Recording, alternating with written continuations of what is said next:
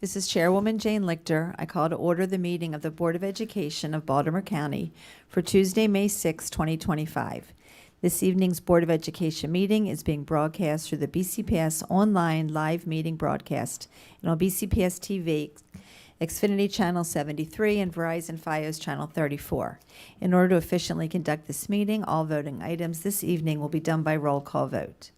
May I have a motion to go into closed session as permitted by the Open Meetings Act as found in the Annotated Code of Maryland, General Provisions Articles, Sections 3-305, B1 and B7, to discuss the appointment, employment, assignment, promotion, discipline, demotion, compensation, removal, resignation, or performance evaluation of appointees, employees, or officials over whom it has jurisdiction, or any other personnel matter that affects one or more specific individuals, and consult with counsel to obtain legal advice. So moved, Stolasky. Thank you. Is there a second? Second from Paul. Thank you. May I have a roll call vote, please? Ms. Chike-Kalu? Yes. Ms. Stolasky? Yes. Dr. Savoy? Yes. Mr. McMillian? Yes. Mr. Young? Mr. Young?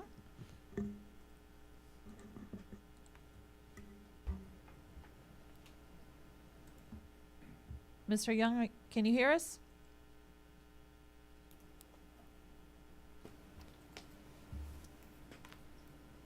Ms. Dominowski? Yes. Ms. Hen?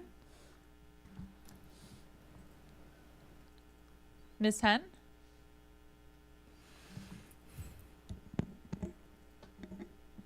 Ms. Frempong? Yes. Ms. Booker Dwyer? Yes. Ms. Harvey? Yes. Ms. Lichter? Yes. And I'll try and get the other two on so they can hear us. Okay, do you want me to wait a minute before continuing?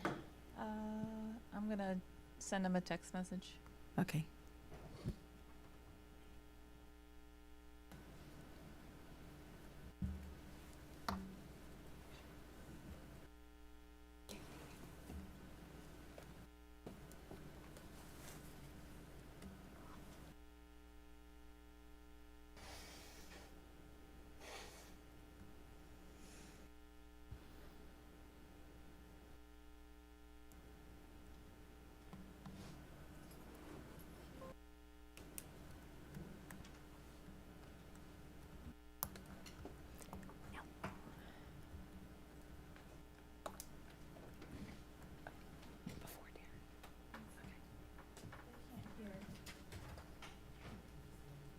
So first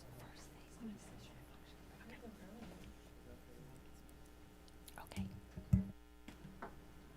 Mr. Young, are you able to hear us?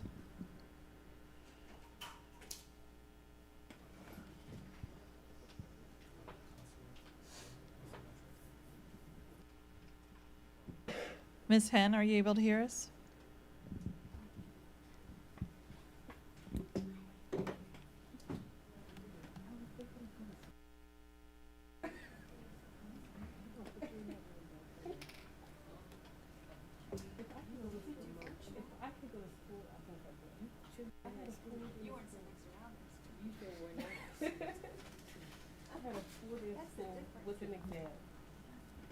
I'm offline. He's got to help me.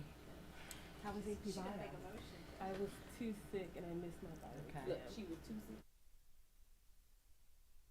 Yesterday, though.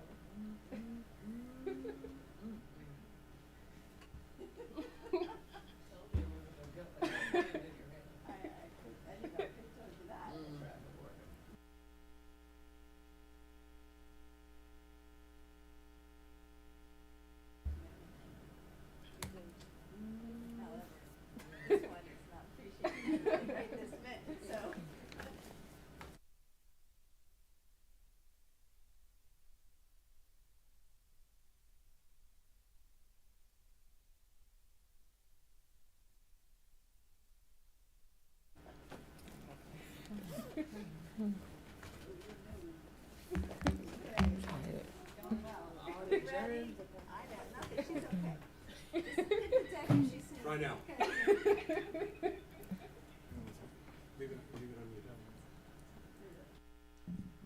Folks at home, can you hear me?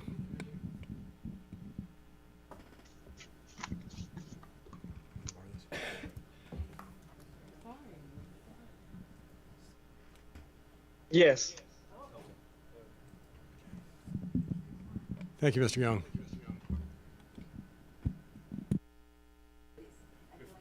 No, Mr. McMillian, I think your volume's up.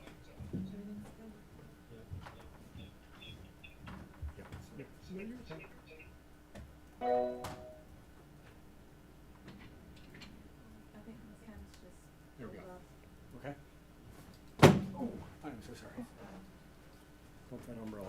Okay, thank you. All right, Roland, you're good. You're coming out. Mr. I asked Mr. Young to vote. No, we're fine. Okay. All right, we all ready to do this? Okay. The first item for closed session is personnel matters, and for that I call on Mr. McCall.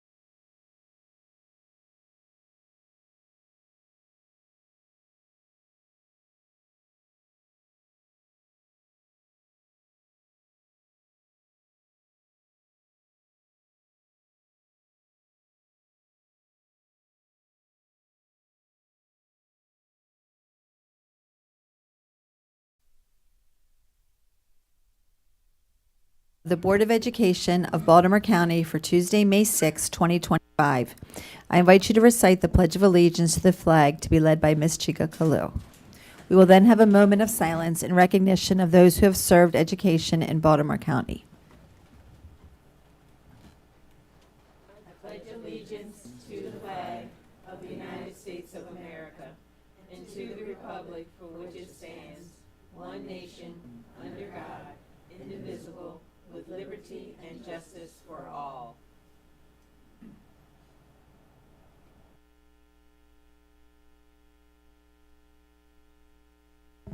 Thank you.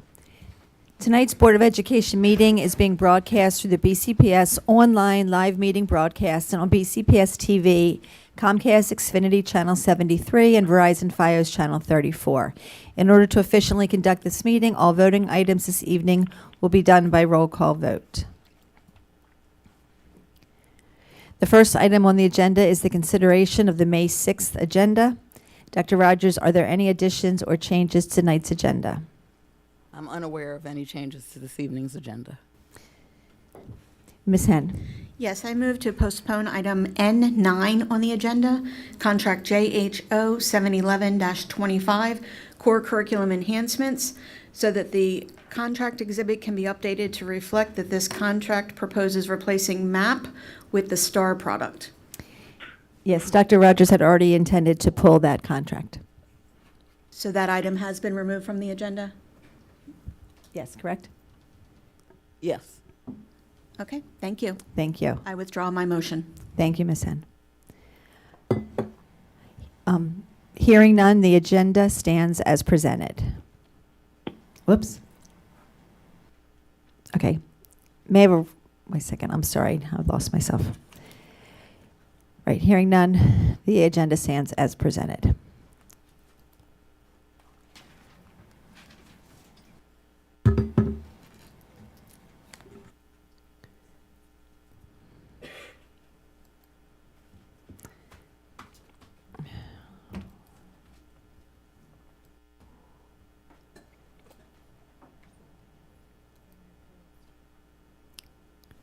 Why it's not coming up. Next on the agenda is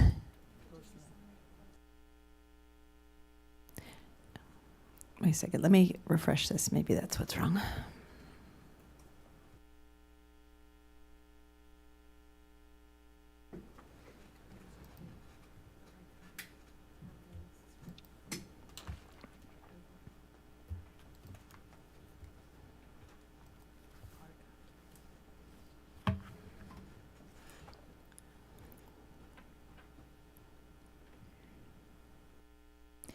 Early this evening, the board met in closed session pursuant to the Open Meetings Act for the following reasons: to discuss the appointment, employment, assignment, promotion, discipline, demotion, compensation, removal, resignation, or performance evaluation of appointees, employees, or officials over whom it has jurisdiction, or any other personnel matter that affects one or more specific individuals. Protect the privacy or reputation of an individual with respect to a matter that is not related to public business, and consult with counsel to obtain legal advice. The closed session summary and the open session information summary can be found on board docs under this board meeting agenda date. The next item on the agenda is personnel matters, and for that I call on Mr. McCall.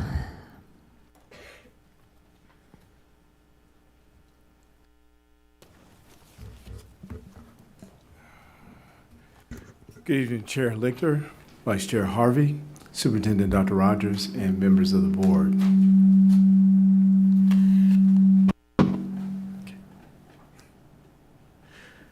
I'd like the board's consent for the following personnel matters. Tonight we have terminations, retirements, resignations, leaves, and certificated appointments. Thank you. Do I have a motion to approve the personnel matters as presented in Exhibits D1 through D5? So moved. Frempong. Thank you. May I have a second? Second, Chike Kalu. Thank you. Any discussion? May I have a roll call vote, please? Ms. Chike Kalu? Yes. Ms. Delusky? Yes. Dr. Savoy? Yes. Mr. McMillian? Yes. Ms. Lichter? Yes. I'm sorry, Oh. Mr. Young? Yes. Ms. Domanowski? Yes. Ms. Henn? Yes. Ms. Frempong? Yes. Ms. Booker Dwyer? Yes. Ms. Harvey? Yes. Ms. Lichter? Yes. Thank you.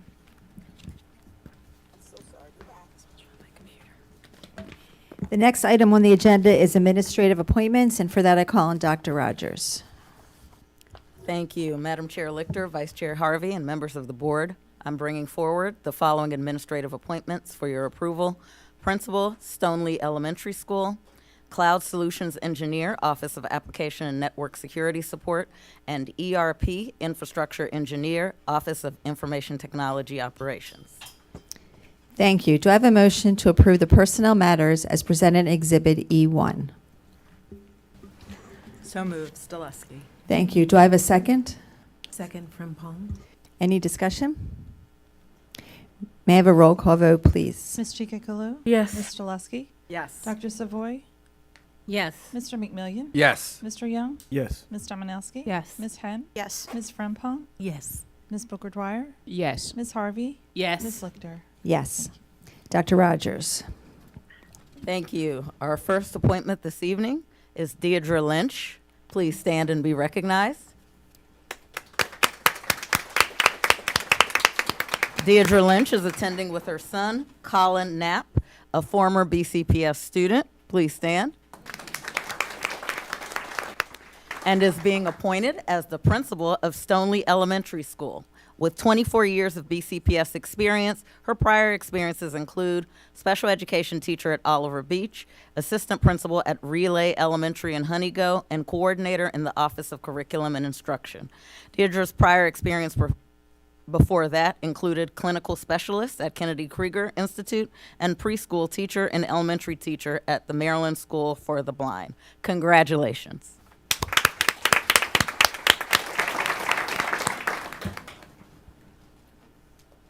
Our next appointment for the evening is Earl Elias.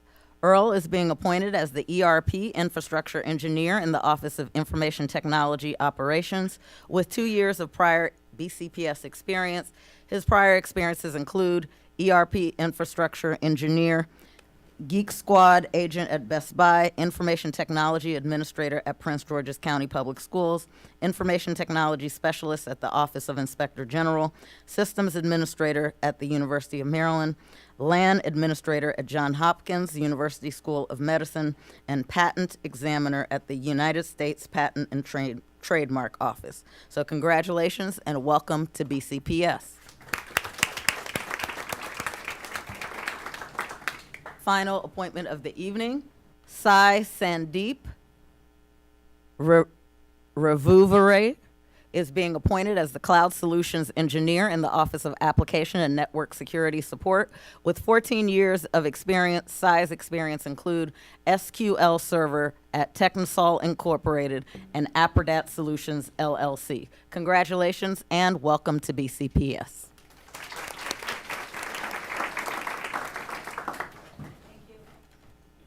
Thank you and congratulations to all. Our next item is public comment. This is one of the opportunities the board provides to hear the views and receive the advice of community members. If not selected to address the board, members of the public may submit their comments to the board members via email at boe@bcps.org. The Baltimore County Police Department's Homeland Security Unit and Office of School Safety has recommended safety and security protocols, which are posted in the boardroom and available in board docs and on the board's participation by the public website. While we encourage public input on policy, programs, and practices within the purview of this board and this school system, this is not the proper forum to address specific student or employee matters or to comment on matters that do not relate to public education in Baltimore County. Inappropriate personal remarks or other behavior such as language that promotes violence against a BCPS employee or that disrupts or interferes with the conduct of this meeting are out of order and will not be tolerated. Persons who otherwise disrupt or disturb this meeting will not be allowed to continue their remarks and will be escorted from the meeting. Please observe the 3-minute clock, which will let you know when your time is up. The microphone will be turned off at the end of your time or prior to that time at the discretion of the board chair. It is the practice of this board to allow elected officials to provide their comments to the board. First to speak is Councilman Pat Young.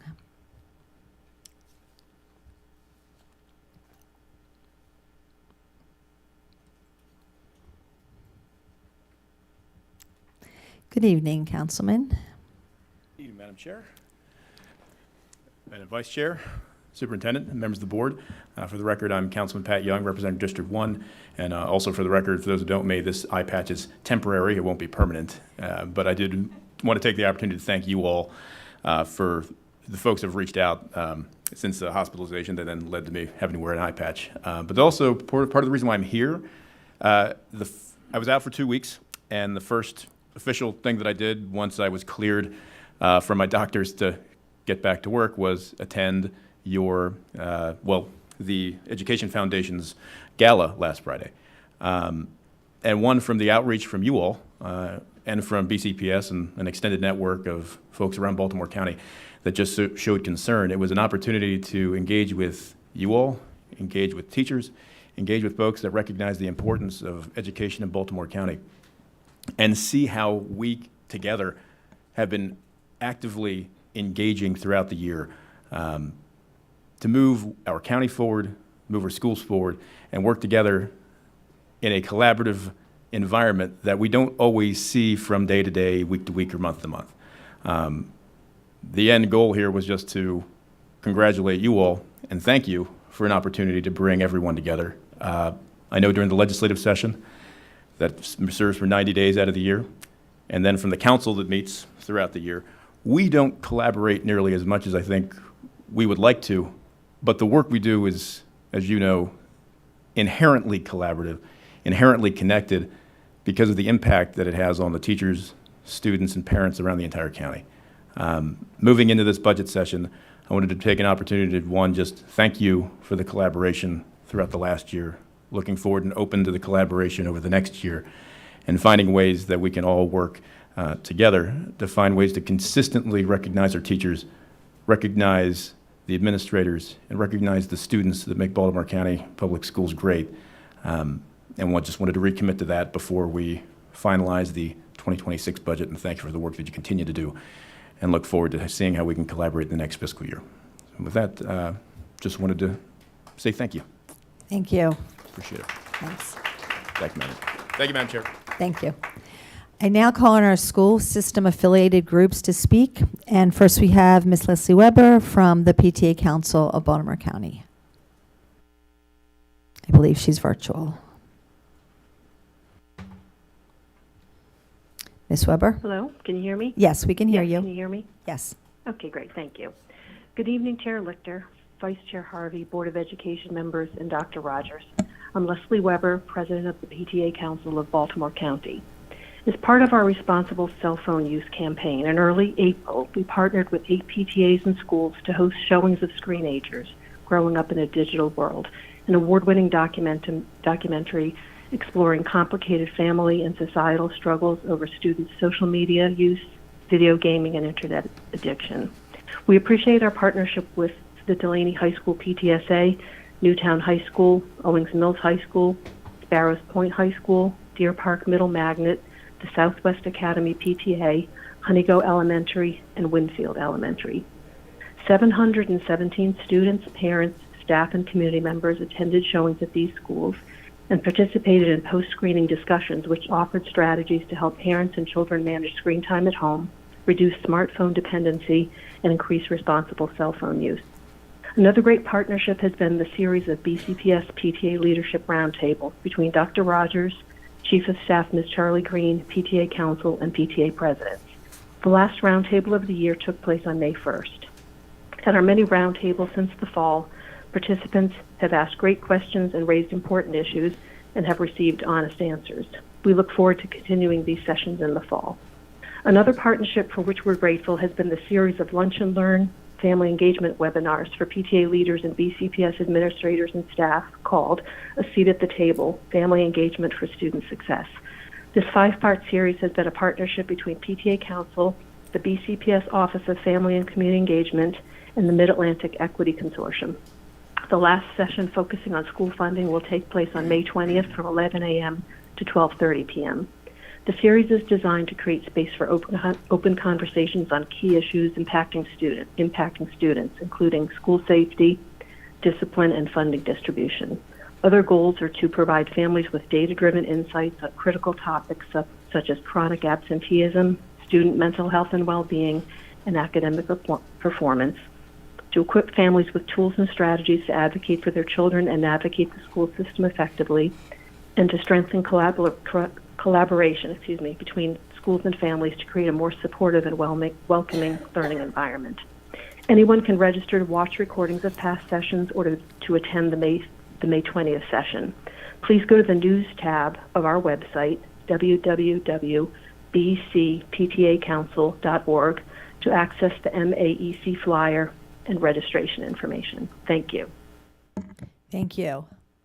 Our next speakers are from the Baltimore County Student Council, and that's Jordan Salkeld and Forsyth Ungambi.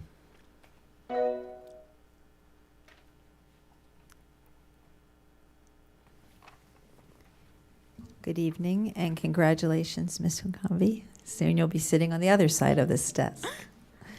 Good evening, Chair Ms. Lichter, Vice Chair Ms. Harvey, Dr. Rogers, student member Ms. Chige Kalu, and other members of the board. I am Jordan Salkeld, the BCSE President.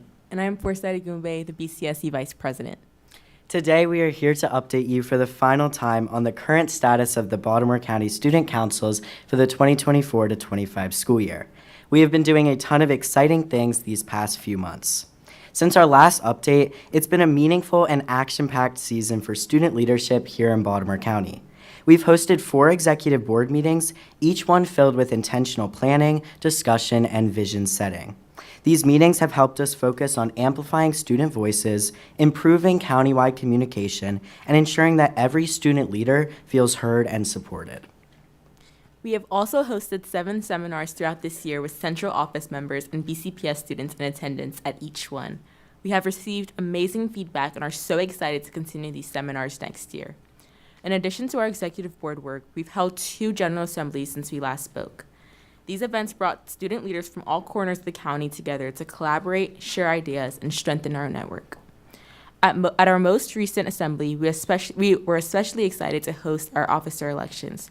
Through a thoughtful election process, we welcomed our new president, Manri Anad, vice president, Sam Park, and community outreach director, Hayal Fitsum, as well as our second vice president, Serena Bahara. We also facilitated the election of our next student member of the BCPS board, a key moment for student representation in BCPS. We're proud of every student who stepped up to run, and we congratulate our newly elected SMOB, Forsyth Gumbe, who we know will continue to advocate for meaningful change on behalf of all BCPS students. We are also proud to announce that students from all across BCPS have been making their mark everywhere. David Arroyo, a student from Eastern Technical High School, was elected president of the National Association of Student Councils, a remarkable accomplishment on the national level. Jordan Salkeld from Towson High School was elected president of the Maryland Association of Student Councils, and Gunness Alafe from Eastern Tech was elected treasurer of the Maryland Association of Student Councils. These achievements are a powerful reflection of the leadership, dedication, and excellence that BCPS students bring to every space they enter, whether it's a county boardroom like here tonight or a national stage like David. We're proud of the work our student leaders have done this year, and we are grateful for your continued support as board members. Thank you all. And thank you to you too for your leadership with the Baltimore County Thank you. Student Council. Next category are our unions, and our first speaker is Mr. Billy Burke, who is virtual. Mr. Burke? Good evening, Chair Lichter, Vice Chair Harvey, Superintendent Dr. Rogers, and members of the board. Thank you for the opportunity to speak on behalf of CASE, the Council of Administrative and Supervisory Employees. CASE is the union that represents school administrators and central office leaders that have direct contact with and provide direct support to schools, students, and families. It is important that I tell you, the board, the concerns of CASE members as you work through the budget issues and provide governance to the superintendent and her staff. If you know CASE members' stories, you are better prepared to fight for their needs. I know you know the county executive's decision to not fully fund the budget has caused the superintendent to renegotiate year 2 of the salary package. It is discouraging to CASE members that the salaries that we negotiated in earnest cannot be honored. It was an historic agreement that greatly benefited represented employees and the district alike. About 3 years ago, I spoke to this board about how the negotiations process and the budget process are broken. I say that now even louder during these times of fiscal strain. There must be a plan for when times are tight that doesn't damage employees and student resources. Renegotiating the salary package is one strategy for reacting to the budget strain. A second strategy is to reassign case members. Those reassignments usually result in a lateral job change based on systemic priorities. In some instances, a reassignment can lead to a case employee moving to a case represented position that is lower on the organizational structure and lower in salary. In the most extreme instances, the case employee is moved to the teacher transfer list. This results in a change of represented union and a significant loss in salary. I am deeply concerned that the majority of the 20 case members affected by reassignment will move from case and take significant pay cuts. The reassignment clause in our contract almost always benefits the system, not the employee. I've heard people say they should just be glad they have a job. Please stop saying that. It's damaging, uninformed, and uncaring. No one becomes a teacher or administrator to become rich. They do it because they truly care about students and families. And union representation makes working conditions balanced, safe, and stable. That stability is in question right now. Members have called me saying they won't be able to make their next mortgage payment or make their child's tuition payment, and sometimes even take care of basic needs. I say all of this because you, the board, can monitor resources and opportunities and make corrections when the fiscal landscape improves. We are counting on you to make us whole. Thank you for the opportunity to speak on behalf of CASE. Thank you, Mr. Burke. Our next speaker is Cindy Sexton, representing TAPCO.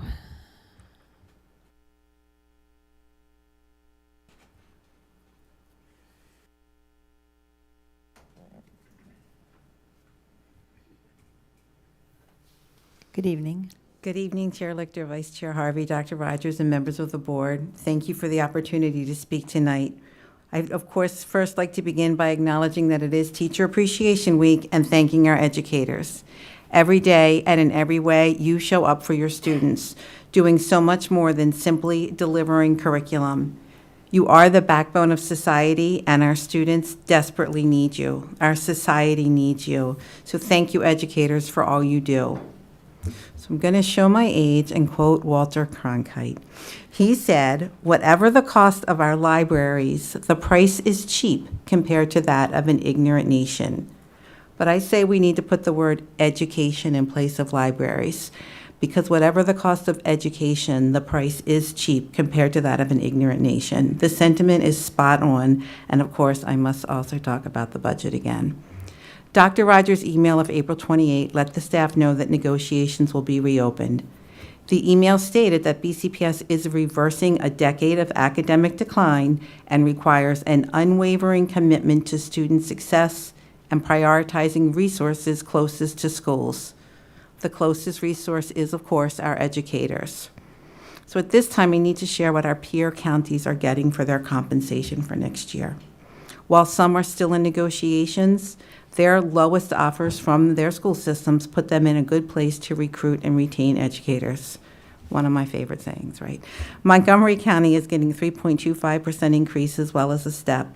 Prince George's, a minimum of 2.5 and a step. They're still negotiating, but that's the lowest bar. Howard is getting 2.5 and a step, and Anne Arundel is getting 3% and a step.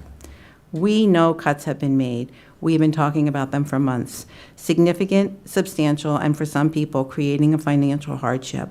And I simply cannot get into a how did we get here talk right now, because what we need to do is say that, of course, our agreements were bargained in good faith. But it is disheartening to hear that the year 2 of our 3-year agreement is not being fully funded, and that is an understatement that it is disheartening. Members keep questioning me, many questions, but the ones I'm hearing most now is, why is the school system approving new contracts while these negotiations are happening? They want to know how any new contract can be more important than to fund the contracts for our employees. I'm not on the school board, so I don't know the answers to those questions, but people are upset, angry, and deep in their feeling spaces for sure. We are in an uncertain time as a society, and there is angst all around us, but our students need us, so let's be sure we do all we can to be there for them. And just looping it back to Teacher Appreciation Week, thank you again, educators, for all you do. Thank you. Our next category are nonprofit community groups, and our first speaker is Leslie Margolis from Disability Rights Maryland.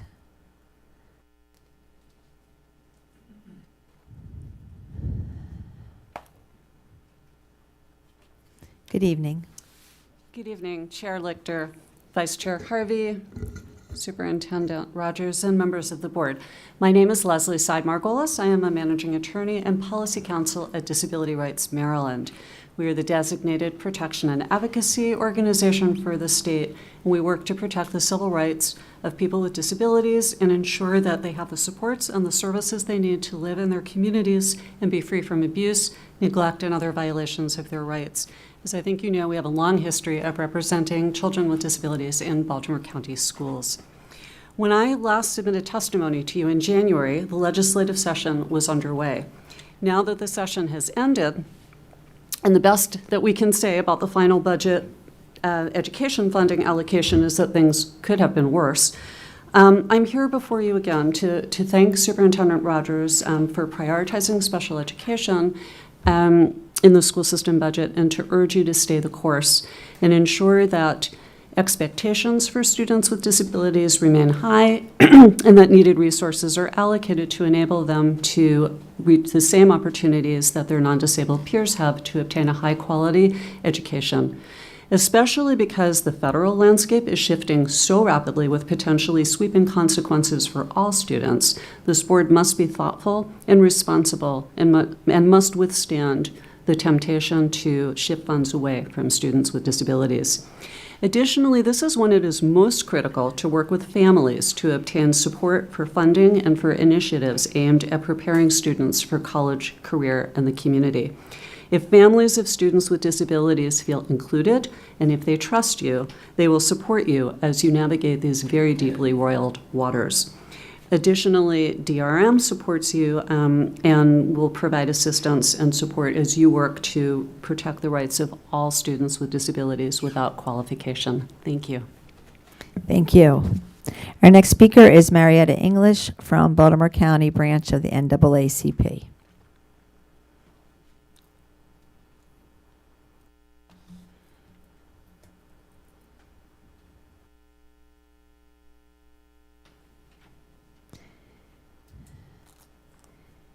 Good evening. Good evening. Here I am again. Yes, you are. Good evening, Chair Lichter, Vice Chair Harvey, and Dr. Rogers, and members of the school board. I am Marietta English, and I chair the Education Committee and AXO for the NAACP Baltimore County branch. I want to begin by thanking you for your support of the AXO program, and I would like to thank those teachers, because it is Teacher Appreciation Week, who work with our students at the AXO program. We had our competition on Saturday, April the 27th, at Newtown High School, and our awards program on Friday, May 2nd, at Union Bethel AME Church in Randallstown.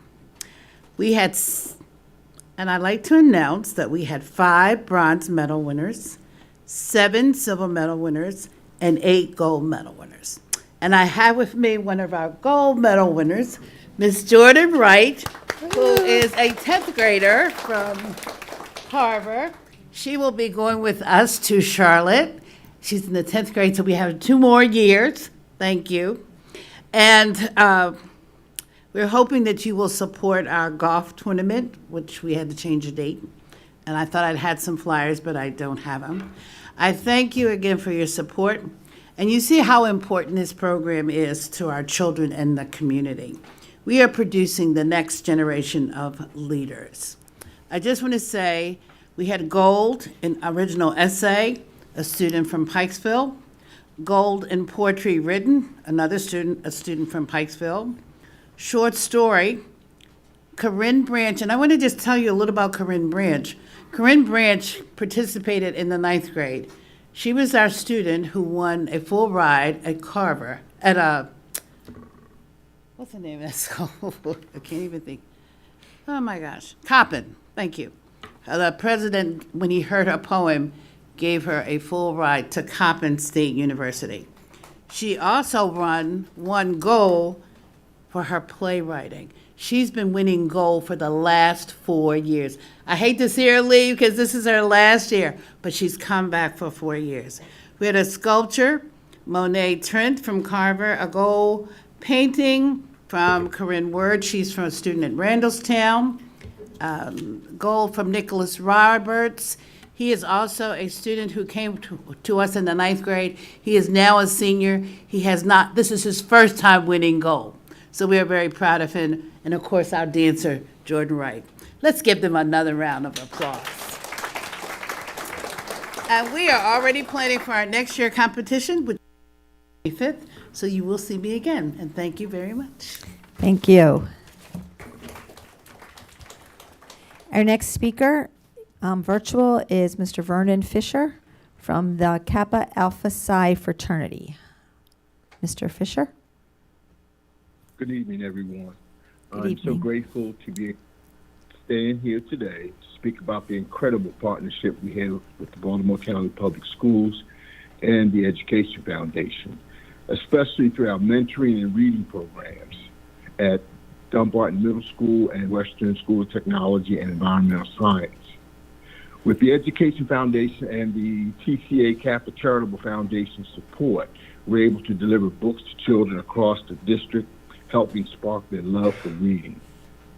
What's truly inspiring is how our mentees, the young men we mentor, put their best effort into storytelling for younger students, showing their appreciation for reading and working to inspire those younger students to love books too. Through this, they're not just readers, they're role models, helping pass on the gift of literacy. Our program leaders work tirelessly to motivate these young men to be the best version of themselves. Through Kappa Alpha Psi's carefully designed curriculum of positive messaging and mentorship, we're deeply committed to building stronger children with character, leadership, integrity, and purpose. We do this because we know that investing in them today shapes the strong adults of tomorrow. We all know that during these very tough and challenging economic times when education budgets are squeezed, stretched, and cut, it's critically important that we stay focused on educating children. Please, let's ignore the distractions and remember what we are here to do. I want to give a special thank you to Superintendent Dr. Marion Rogers and BCPS School Board for your leadership and stewardship, especially during these challenging times. Thank you for standing firm and ensuring that our children remain the priority. It's critical that you hear about the positive things happening in BCPS as well, not just the negative. The MCAP test scores are trending upward, graduation rates are increasing, and chronic absenteeism is declining. This progress is a result of the dedication of Dr. Rogers, the school board, our teachers, bus drivers, cafeteria workers, and volunteer programs like ours that make BCPS a shining light on the hill. In closing again, thank you, Dr. Rogers and the school board, for your steadfast leadership, and thank you for listening and supporting this shared mission. Together, we're making a difference, and together, we will keep lifting up every child every day. Thank you. Thank you, Mr. Fisher. Our next speaker is Lynn Lawings from the Baltimore County chapter of the Continentals Incorporated.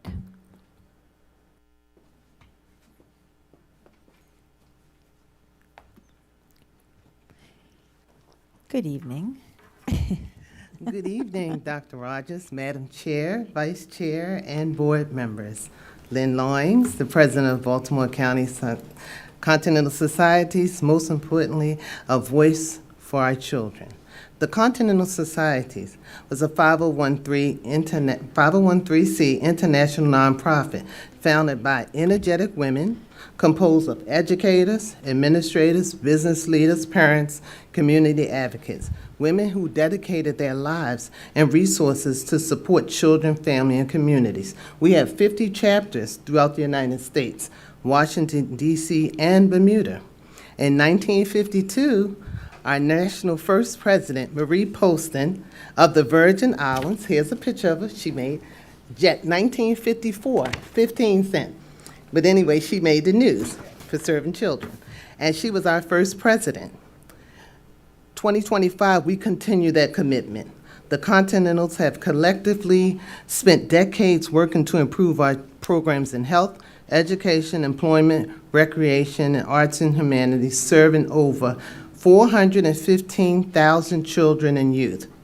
Baltimore County had a honey-do list. All boxes were checked. Over 95 coats were given, winter coats, free books given to youth and parents, games provided, food baskets, family donation, and scholarships. It is extremely difficult and economically challenging times. It is critical that we stay laser focused on our children. Their access to quality education should never be compromised. Regardless of the community they come from, the zip code they live in, it is mission critical that the organizations like ours stay engaged.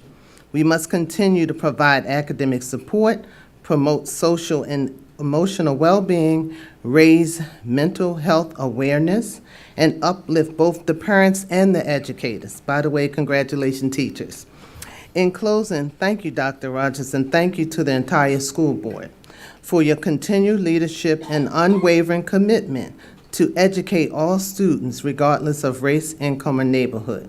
It still takes a village to raise a child. Let's stay united. Let's block out the noise and distraction. Let's keep our eyes and our hearts on the future.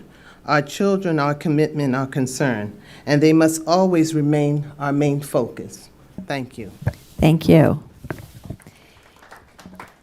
Next are individual citizens and student groups, and our first speaker is Dr. Pamela Rorbel.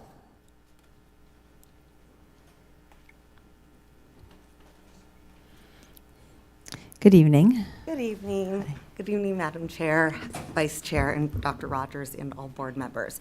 I'm Dr. Pamela Rubel, and I'm here tonight to speak as a parent with the goal of making the board aware of the lack of social emotional learning services at Chesapeake Terrace Elementary School.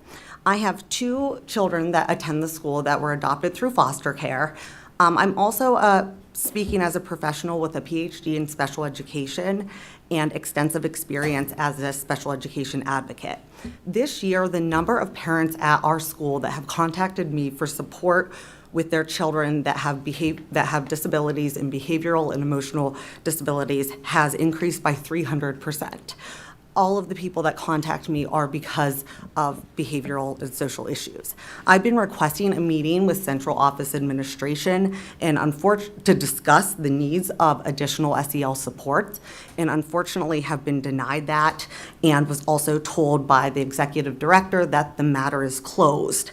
This prompted me to submit a complaint to MSDE, who advised me to come and raise the issue with all of you.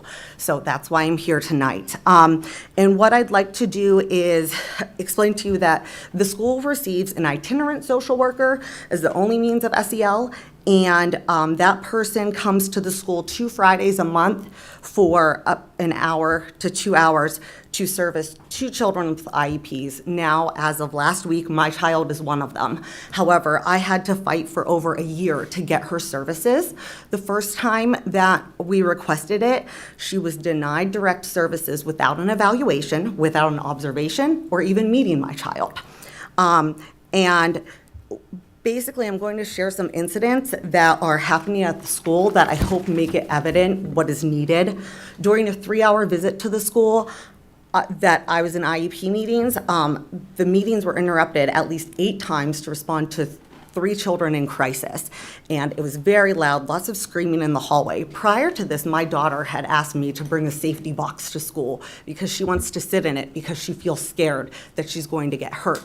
I didn't understand why until after that 3-hour experience. I've seen children with bruises on their wrists saying that they're being pulled on by staff. I've seen the principal attempt to pull a first grader out from under a table by their waist.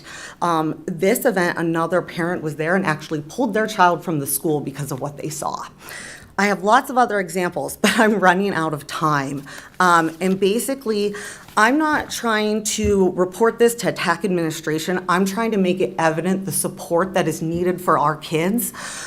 Down the road, they get a lot more services a mile down the road, and they're saying there's not a need, but the kids aren't being evaluated appropriately. And I'm asking you all to work with the superintendent. Thank you. Our next speaker is Brian Taltone.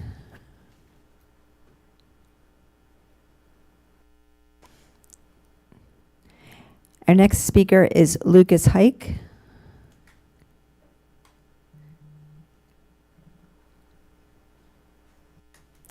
Good evening. Did I pronounce your last name right? Yes, you did. Okay, thank you. Welcome. Good evening, Dr. Rogers and members of the Board of Education. My name is Lucas Hike. I'm 14 years old and an 8th grader at Dumbarton Middle School. It's an honor to be here tonight as the student government president. Before I share what's on my mind, I want to highlight what makes Dumbarton a great school. Our principal, Ms. Shanks, was just named Middle School Principal of the Year, and she truly deserves it. She's created a place where students feel supported and encouraged to grow. The teachers, staff, and assistant principals care about us. They go out of their way to help us succeed. Whenever I've needed support, someone has been there for me. I've learned a lot at Dumbarton. While I'm excited to start at Towson High School next year in the Law and Public Policy program, I'll definitely miss this school. Now here's a concern I want to share, one that many students feel. This time of the year brings something we all dread, state-mandated testing. We just finished the ELA MCAP. Now we're starting history and math with MISA still ahead. These tests begin right after spring break, a time where many of us are already juggling sports, concerts, and other activities. We're tired, we're stressed, and we're still expected to keep up with our regular classwork. After hours of testing, we sit silently, no talking, no phones, just reading or drawing. Most of us put our heads down because we're drained. Then we're expected to jump into our next class and keep learning like nothing happened. It's hard. Imagine a lawyer finishing a 2-day trial, then immediately starting another one. They need time to recover, so do we. On top of that, we're doing test prep assignments, sometimes 20 or more, while still trying to learn new material. After school, we go to practice or rehearsals, or we help out at home. It's exhausting. It's not just academic pressure, it's taking a toll on our mental health. We hear a lot about supporting student well-being, but right now, the system doesn't feel like it's supporting us. A single test score shouldn't decide our future, or make us feel stressed about things like class placements or recommendations. I know you may not be able to control these state tests, but I'm asking you to speak up. Advocate for students, teachers, and families. Let the state leaders know what this system is really doing to us. We need a system that focuses on real learning, not just one test. As student government president and a future public and policy student, I believe in standing up for what's right. If there's a way I can help make sure student voices are heard, I'm ready to do my part. Thank you for listening. I appreciate your time. Thank you. Our next speaker is Kikiyayu Enufo. And please correct my pronunciation. It's Kikiana Anufo. Thank you. Good evening, Superintendent Rogers, board members, and guests. My name is Kikiana Anufo, and I'm an 8th grade student and a proud president of the Student Council at Lock Haven Technical Academy. Thank you for allowing me the opportunity to speak here tonight. As a student leader, I care deeply about the success of all the students in Baltimore County Public Schools, not just in the classrooms, but the way we experience our school communities every day. One of the most important things we can do is to encourage more involvement from families, organizations, and community members across BCPS. When schools and communities work together, we build stronger, safer, and more supportive environments for everyone. Many schools in BCPS are now recognized as community schools, and I'm excited to share that 19 more schools will receive this distinction from the 2025 to 2026 school year. That's a big step forward. Community schools are great because they bring in extra resources, offer after-school programs, and provide more ways for families to be involved. But there's more we can do, like hosting neighborhood events, offering student-led community service projects, and creating more opportunities for students to connect with mentors and local leaders. Another issue I want to speak to you about is the cleanliness of our schools, especially the bathrooms. This is something I've talked about directly with my principal, and I know it's something many students care about. We do have custodial workers working on a regular schedule to clean the restrooms, and we appreciate everything they do. But keeping our school clean is not just their job, it's everyone's responsibility.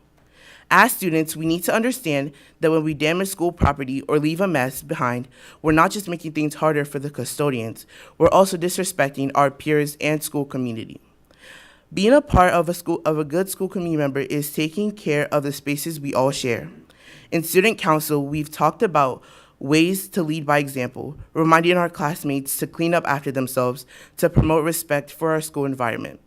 I am proud to be a part of the school system that listens to students and values our voices.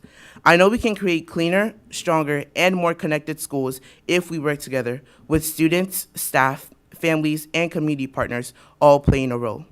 Thank you for your time in supporting our schools. Thank you. Our next speaker is Bash Farone.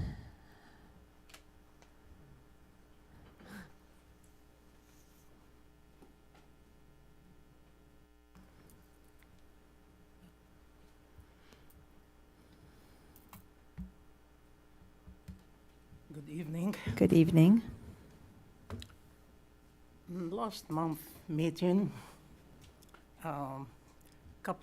several speakers reported, one of them said that BCPS has shown strong academic performance and improvement in absenteeism, and it ranks in the top 3 systems in the nation. Another person reported another similar statement. Maryland report cards actually does not really show BCPS, not even in the top 15 schools out of 24 jurisdictions in the state of Maryland. Another person said in last meeting, BCPS has most of the 5-star schools in Maryland. However, 13 out of 20 of BCPS schools do not even have 75% of their students proficient in math. 4 out of 20 schools almost had 75% of their students unable to be proficient in math.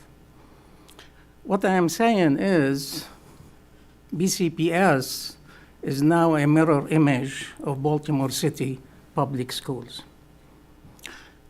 So, do I have a solution for you? I do.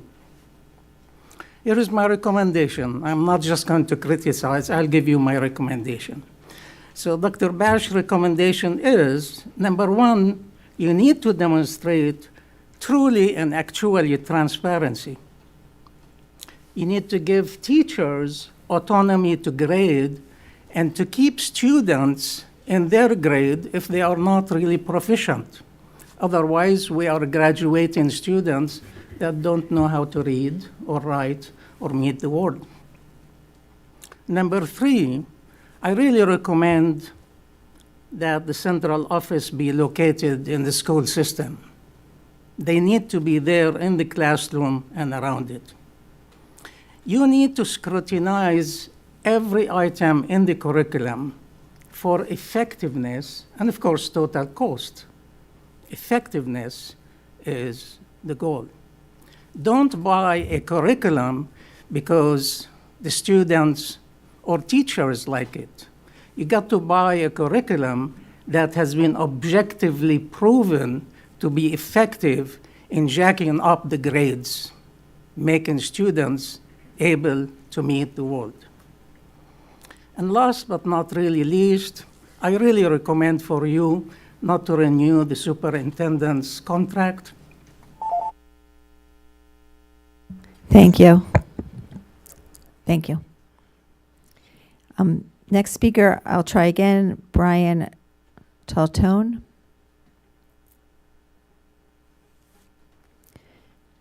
Since our speaker space is available, we'll now call from the wait list. We have 1 space available. The first speaker signed up is Ms. Sharon Serhoff.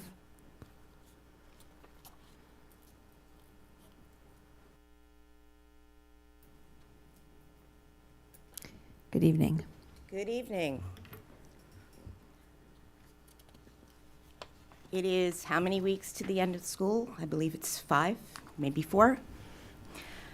I have students looking at next year with failing grades.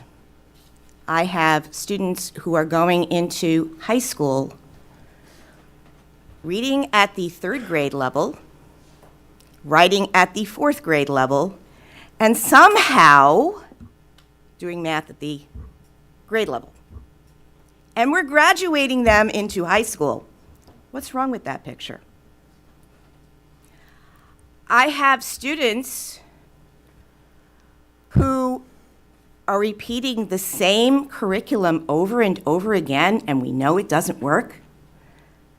Special education is not one size fits all.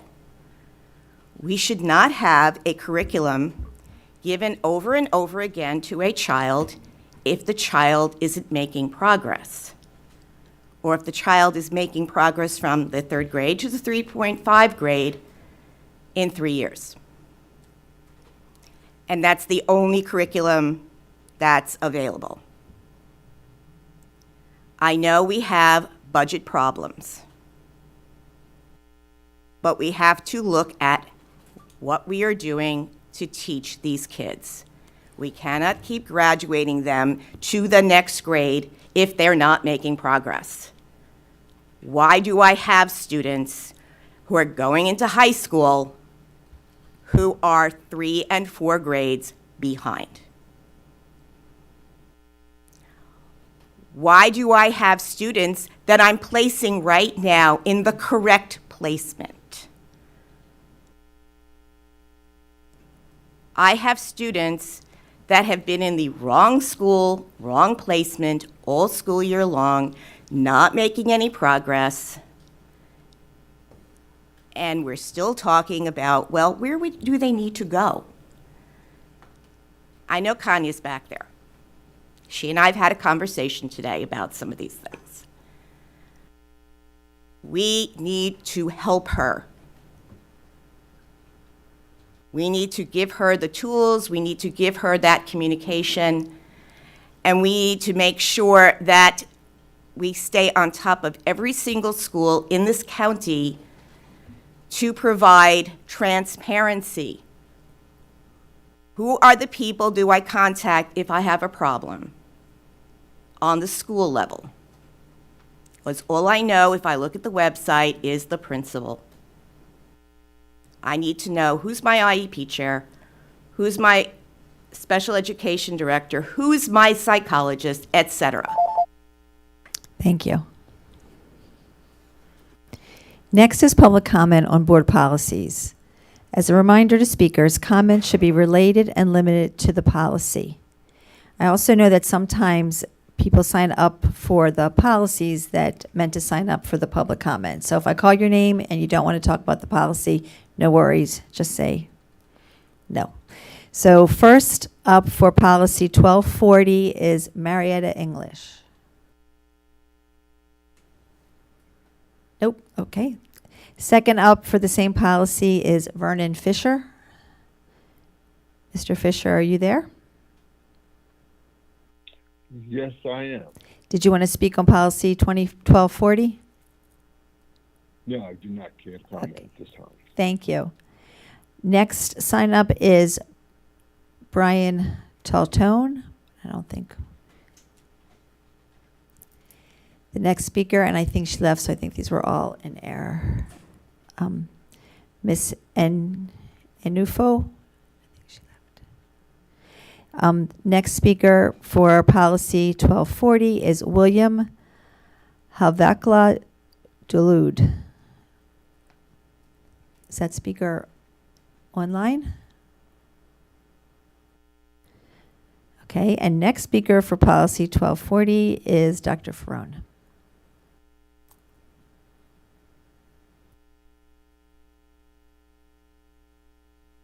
Madam Chair, I need more time. And there are so many people who didn't come. So I Mr. hope you can. Dr. Ferrone, it's 3 minutes for each of the policies that you signed up for. No negotiations allowed. I can't speak fast. I was born in Texas, so. All right, I'll do my best. I believe it is 12:40, am I correct? Yes. Okay. Visitors to Line schools. 710 states, the board encourages the participation of families, community, and then at the same time, the board recognizes its primary responsibility of safe and secure teaching. This is mixing negative with the positive. Negative eats up the positive. Example is the ugly sign that I told you many times before. I don't think this statement would be applicable, and I ask you to revise it. Line 14 and 15. Visitor is a person who is not a member of the board, employee, volunteer, or a student. Well, this item basically neglect the public speakers, people like me and other groups that came in. We are not really included because we are not in those categories. Line 19 to 20, superintendent shall establish procedure governing school and office visitor. Again, if I give a pill, I'm supposed to show progress. So I transfer this policy to reality, to the sign on the wall, and it contradicts. It's not appropriate at all in that regard. Line 22 states that, accordance with state law, any employee may demand identification of visitors, etc. Of course, it's no-brainer, right? You know, security person, if wants to check an identity, yeah, it's a common sense. And it basically reflects many of what I asked you before. Why do you include things that are common sense? I think you need here to put a sentence that if the security agent asks a visitor, like myself, for identification, that the security agent would do it without prejudice, as I have experienced last year on July 9. Line 25, 27, any school office visitor who refuses to follow procedures or refuses to leave will be denied access to buildings and grounds. Doesn't say really for how long. I think this paragraph is truly. Thank you, Dr. Frome, but you may stay there for Board Policy 4002.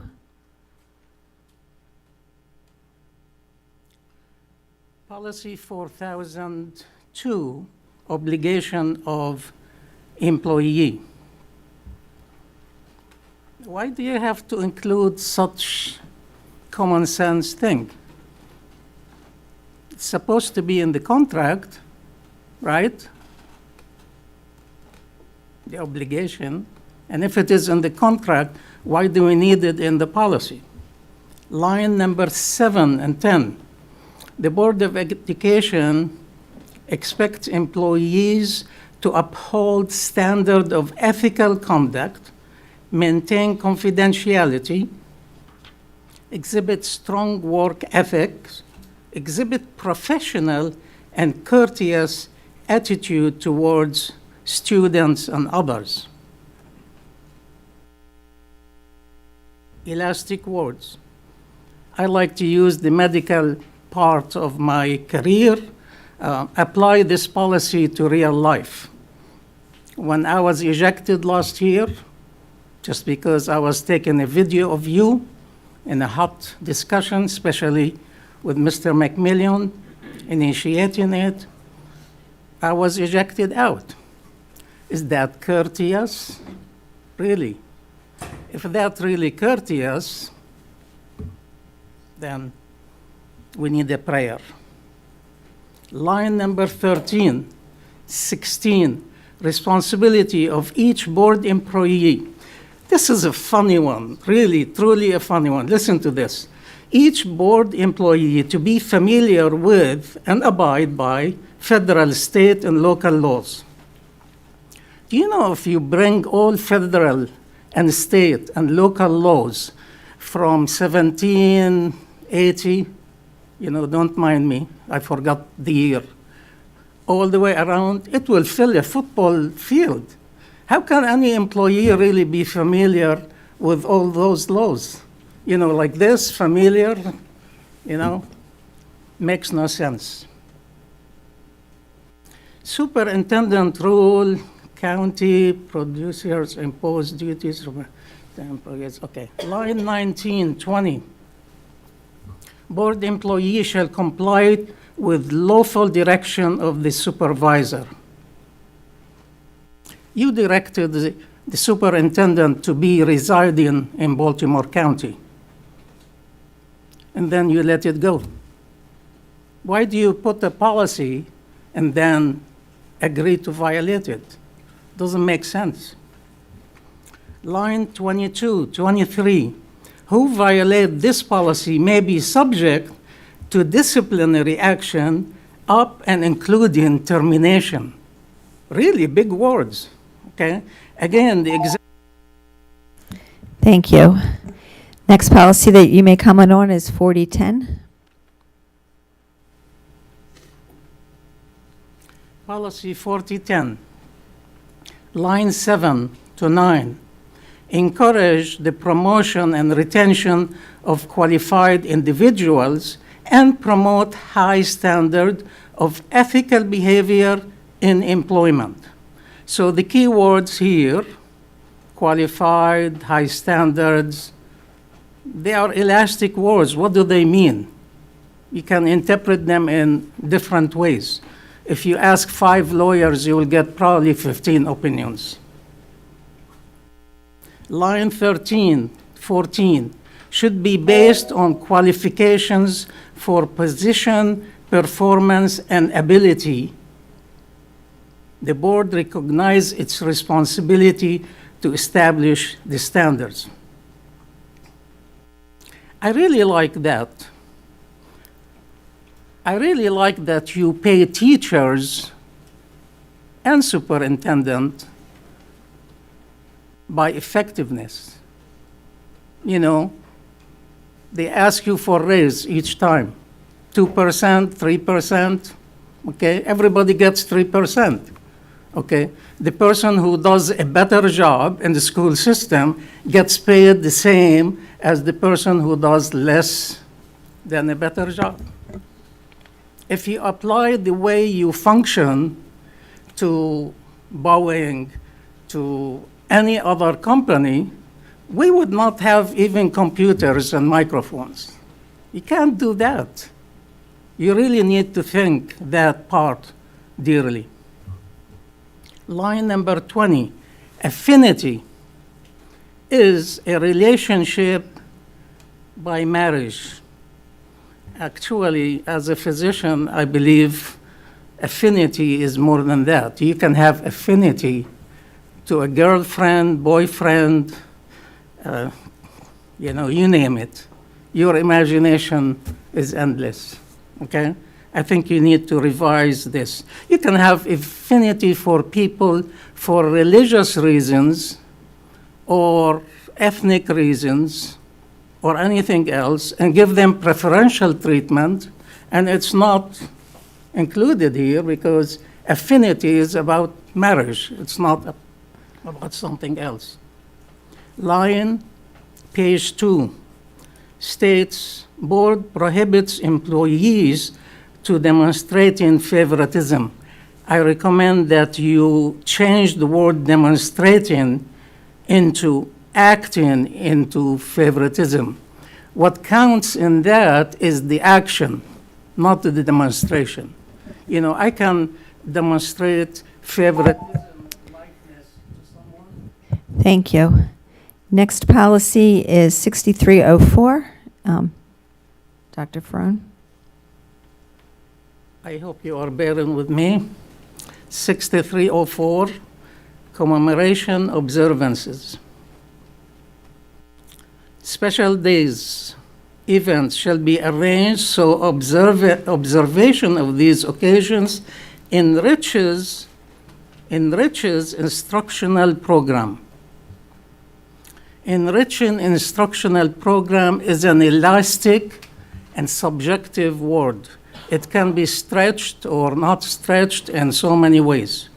It's really immaterial to me. I think that you need to change it into should objectively further the educational knowledge of students.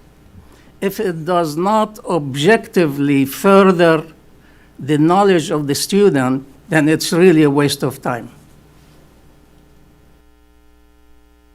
Line 15 to 28. School shall devote part of school day by conducting appropriate commemoration and or observance, and it lists so many of them. So my thought is conducting appropriate exercises, very subjective word. Actually, watching the Board of Education for more than 25 years, the Board of Education grants holidays and observances and half days as appeasement for political groups, ethnic groups, whatever it is, just to appease. It really has no value, in my opinion, and I've seen it in my 3 sons who went to the same school system I'm talking to you now. It has really no significant effect on them appreciating it. I think it is wrong for us as a nation to take off one way or the other and think that that will further the patriotism or the knowledge of the students. I think that's really wrong. Line 30, 31. Superintendent shall determine which additional dates shall be designated for observances. The board must not cede its authority to the superintendent. You have done it multiple times. This is one of them. I think that's wrong for you to cede that authority. You should be able, if the superintendent decides on an item like this, to approve it, just like they do in Congress, etc. Line number 37, well, time is finished. And then the last policy is 6307. Dr. Ferron. All right, so I really beg the audience to bear with me with this. I told you I was born in Texas, so, it's just take that in consideration. Line number 7 says, committed to honoring the flag of the United States of America. All right, so I have been here for a long time. I stand up and I pledge allegiance. And I have a soft voice by nature. I actually really recite it louder. But many people around me, sometimes they don't stand. And if they stand, they stay quiet.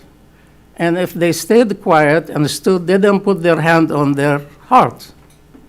So what does that mean, really? Right? I think you should really consider, instead of honoring the flag, by the way, so many Americans and non-Americans burn the flags, right? It's a piece of cloth.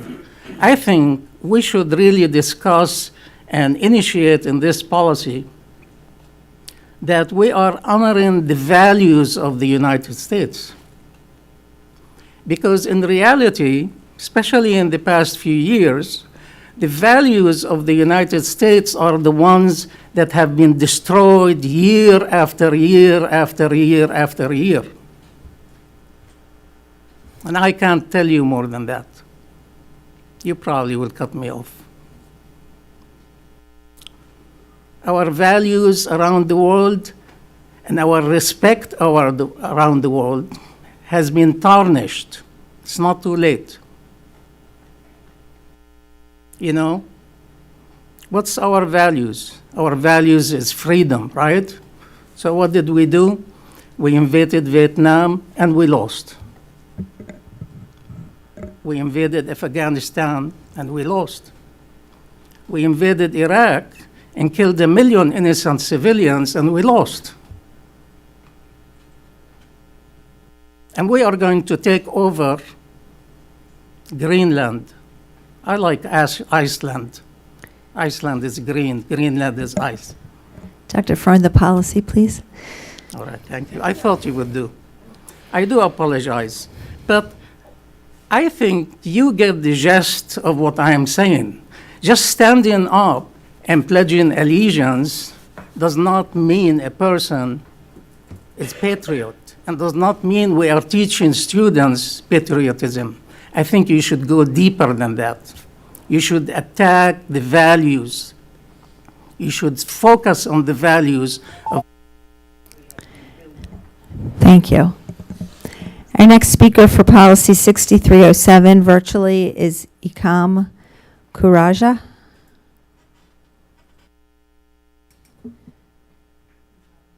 He's not on? Okay. Thank you.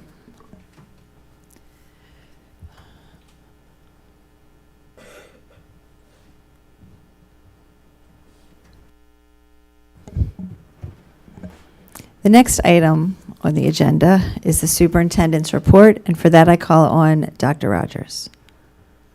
Thank you, Board Chair Lichter, Vice Chair Harvey, and members of the board. I'm pleased to provide the May Superintendent's Report.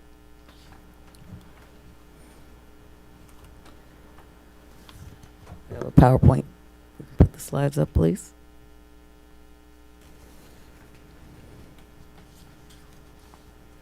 What's top of mind to everyone is the FY26 budget, but before we begin with that, please allow me to join in our appreciation for our teachers during Teacher Appreciation Work.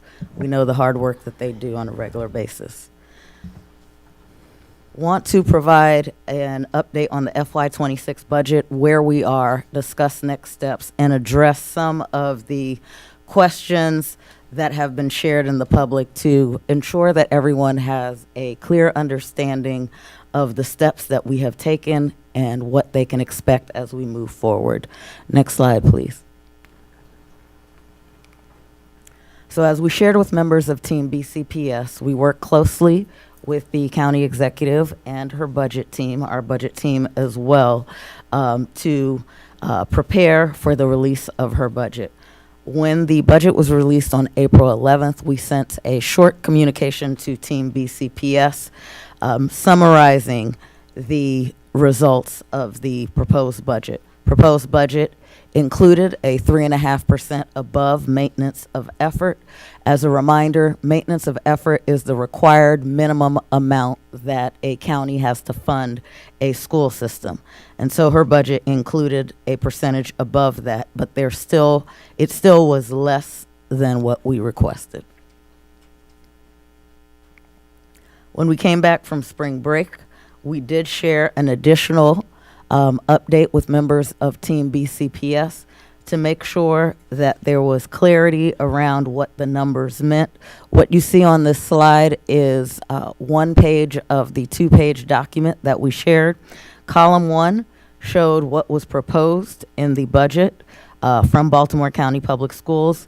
Column 2 detailed what was in the county executive's budget, and if there was any variance, whether it was positive or negative, that was detailed in column 3. We also shared in that same communication our commitment to continuing to reverse the trajectory of academic decline that has been a part of Baltimore County Public Schools for more than a decade. We shared factual, reliability, and validity tested data and information on our students and their forward progress, while acknowledging that there is a lot more work to do as we continue to build the infrastructure for student success, and that work requires resources. We also shared some steps that we were taking as we worked on a contingency plan to address the shortfall, and that a public hearing was being held on April 29th by the County Council on the budget. Want to bring everybody's attention back to a document that we included in the original presentation of the budget, which was specific in our budget book to what were our additional needs. And then the next page behind this had our reductions. So if you look at the blackboard, there is a summary there for our viewing public in terms of what were the needs when all divisions and departments went through requirements for blueprint, went through the new expenses in terms of rising costs that we were receiving from our vendors, utilities, etc. The total amount was $134 million. We identified $26 million worth of internal reductions, and that is why we put forward a request of $100.3 million. What you see next is the amount of additional funding that our county executive funded, 28.9, and then the gap between what our request was and what was funded, excluding the one-times, which don't count against the bottom line, are listed for here, listed right here on this slide at $71.3 million. This information is important for us to share because as people are reacting to the steps that we have to take in terms of reductions that we have to make, bringing unions back to the table to engage in conversations around negotiations, it's very important to us that all of our public have access to accurate information around our budget numbers. As a reminder, all of our information is also posted on Budget 101 when people want to take a deeper dive into those numbers. As we try to respond to some of the questions, one of the questions that we were posed was in reference to the report posted on the county site and the difference between that report and what that reporting looks like and BCPS numbers. And so in the midst of preparing to meet with county council and respond to their request as they contemplate the final decisions on the budget, our budget team paused to create this document, which was a reconciliation between what's on the county site, comparing the county executive budget to the board budget and what funds are available. If you take a look at this, there's two parts. The top part speaks to the county education funding. The budget team went to the third column speaks to exactly what county funds BCPS can expect to receive that is subject to county council approval. And they identified at the top the funding, the difference that was below the request. And when we look at the bottom half of the chart, that speaks directly to MOE or maintenance of effort. What we have this current fiscal year, what was proposed for FY26 by Baltimore County Public Schools compared to what was proposed by the county executive, and highlighted the difference there in terms of identifying the amount of additional funding that we can expect to receive based on the county executive proposal. And again, taking this time this evening to ensure that members of our community have access to the numbers. I don't believe that there is anyone in Team BCPS or anyone who is sitting in Team BCPS leadership or anyone sitting on this board that does not want to fund year 2 in full of the compensation package. However, as a direct result of the fiscal crisis that we find ourselves in. It's important for us, for everyone to know where the funding is going, what the numbers are. Our team taking extra time to reconcile different sources of information so they can be clarity around the number. The team called the county government to walk through numbers to make sure that we were on the same page and that we were providing to Team BCPS all the numbers. This slide speaks to what has changed over the last few years that is having a fiscal impact on our ability to fund year 2 of the compensation package. And here you'll note some increased costs, increased compensation as proposed, but increased utility costs where that is not something that is negotiable. Increased non-public placement costs as legislation came out to provide non-public schools with parity with public schools in terms of how teachers are compensated in those spaces. Increased health care and benefit costs, nearly $13 million. Increased OPEB contribution to the county at $14 million.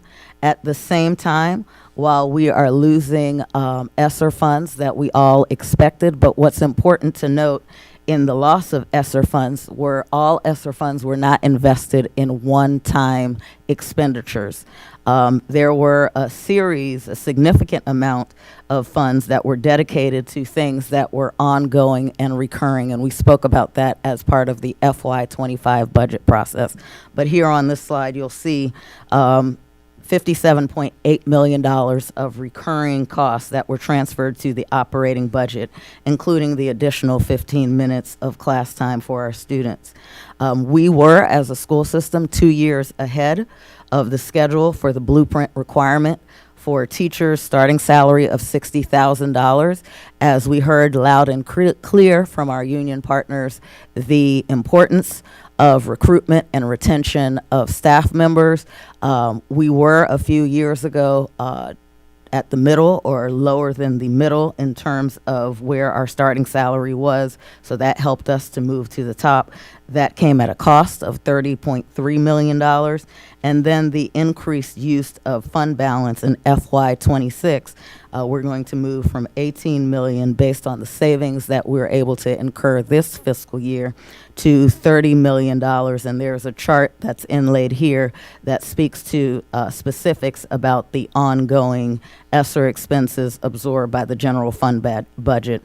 As I indicated, this is information that I shared last year as we were preparing for this fiscal year's budget, but want to bring it back to everyone's awareness about the expenditures of the school system.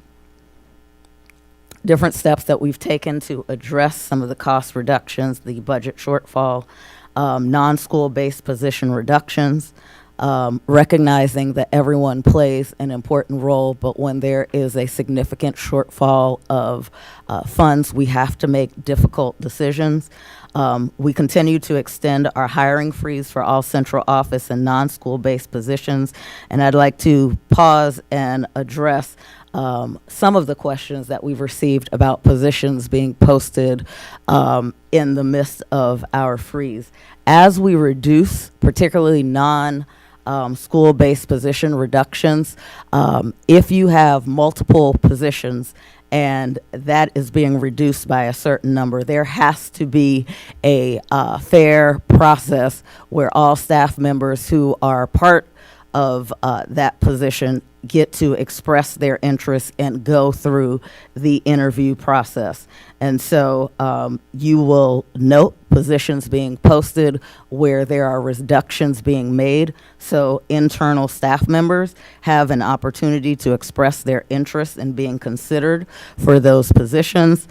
We have many, if not all of our positions, with few exception, being posted internally for our internal staff members. We want to give them priority, particularly priority to any displaced staff member. We have new postings on our website, 19 new, or maybe it's 20 new the school facilitator positions for community schools. That's due to the funding that we receive from the state in their budget. Those are 12-month positions that give our displaced staff members an opportunity to apply and interview for those positions. And so wanted to clarify that for the public at large in terms of why there are postings from human resources on our website. That is part of the reduction process. We have reduced funding for supplies and materials by 24%. Implemented additional cuts to divisions and department budgets, as I shared during our last meeting, and reopened those negotiations to work with our unions to provide them with as much of an increase as possible while making sure that we deliver a balanced and fiscally sound budget.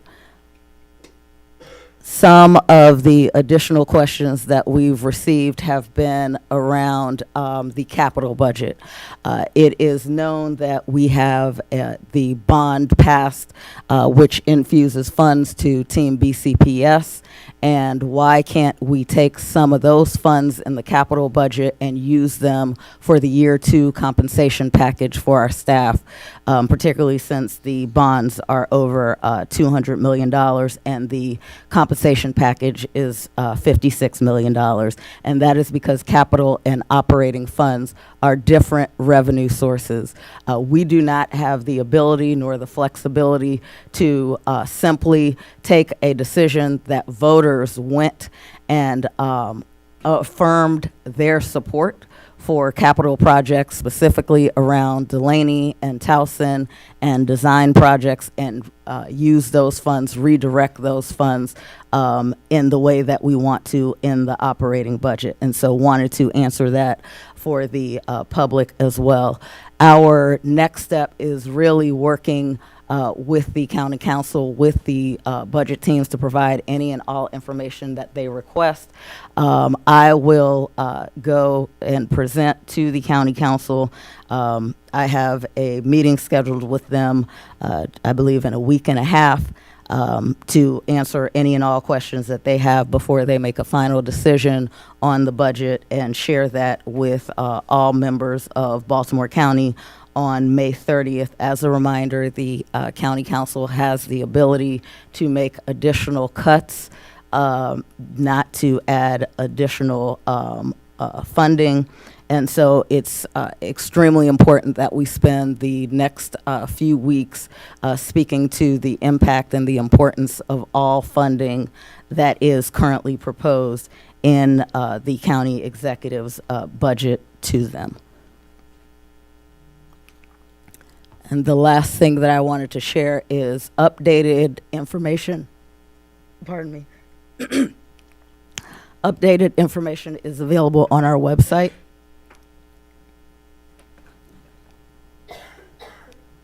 If you go to Budget 101, the address is listed here, or just go to bcps.org and plug in Budget 101. You will have access to all of our budget information, videos regarding all of our community conversations regarding budgets, all of our responses to budget questions to date, as well as any comparative charts that our budget team creates. That is the official source of information. Our award-winning budget team, while they are knee-deep in trying to make sure that we maintain compliance and that we follow through on a balanced budget that is fiscally sound, that we can sustain over time, they have stopped to take the time to call our partners to make sure that they have accurate information. So Team BCPS has accurate information around the available funding and the next steps for our budget. So thank you. Thank you, Dr. Rogers. Next on the agenda is the chair's report, and I want to begin by acknowledging the email writing campaigns that the board has received representing various positions within the system. This includes the emails we have received from our school counselors, school psychologists, library media specialists, and teachers of the arts. These messages are both from staff as well as stakeholders praising the work being accomplished. All of these emails reinforce the value of the work taking place in BCPS. Please know we very much appreciate and acknowledge your passion, your advocacy, and the hard work you do each and every day. Some of these messages also refer to the importance of the work of central office. Again, we value and appreciate the work of our central office. Personally, I understand the importance and value central office staff brings to BCPS. I was part of BCPS's central office for a large portion of my tenure with the county, and I was proud of the work that my colleagues and I accomplished. Now, however, as we finalize the FY26 budget, we are faced with budgetary constraints, making this budget the most challenging one in distant memory. The compounding effect of changes at all levels of government adds additional strain on funding, and we must balance the budget. As a direct result of limited funding, our school system must prioritize resources closest to schools and reduce non-school-based positions across all divisions. Again, we are not saying that central office does not affect schools. Central office absolutely affects the curriculum, instruction, and assessment taking place in our schools. Curricular consistency across schools, supporting administrators, building capacity of our workforce, meeting the needs of the whole child through mental health, food, and transportation, to mention a few, are the work of central office that absolutely affects the daily workings of schools. We also know the tremendous and invaluable impact the individual teacher in the classroom working with their students every day, every moment makes. Student improvement does not happen in isolation. Collectively, everyone has a role in creating the conditions for success. It takes every staff member to make a difference in the lives of our students. Bus drivers, office professionals, paraeducators, cafeteria workers, building services, and so many more. And that work is beginning to improve the achievement decline that has taken place over the last decade. Student learning is the heart of our work, and we must remain the top priority, even in this challenging fiscal landscape. I want to thank Dr. Rogers and her staff for the work they have done during this complex budget season to keep the public informed. This has not been easy as financial implications from the county, state, and feds changed frequently. Communication about this budget with Team BCPS began in October 2024 and remains ongoing. As Dr. Rogers mentioned, archive materials regarding the FY26 budget can be found on Budget 101. None of these additional steps or tough decisions are what we're hoping for, but the reality of the situation necessitates it. At this time, the budget again is in the hands of the county council. Again, we have to remember that they cannot add to the county executive's budget, but they can only ask for additional cuts, something we are working on to ensure does not take place. The superintendent will continue to update the community as further information is available. And in conclusion, it is Teacher Appreciation Week, and a huge shout out to our teachers. Thank you for everything that you do for our students. And now it is our student member of the board's report, so I'll call on Miss Chika Kalu if she wants to still try. Yes, I will. Oh, wow, okay. Let me take off.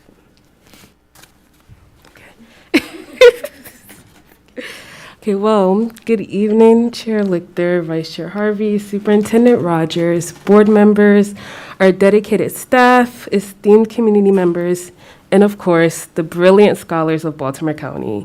Firstly, I hope everyone had a refreshing and restful spring break, and as we step into May, I am honored to share recent updates and student achievements with you all. So, on the National Student Board Member Association front, this last month, I've had the opportunity to work closely with the National Association of State Student Council Executive Directors to help lay the groundwork for stronger collaboration among student board members across the country.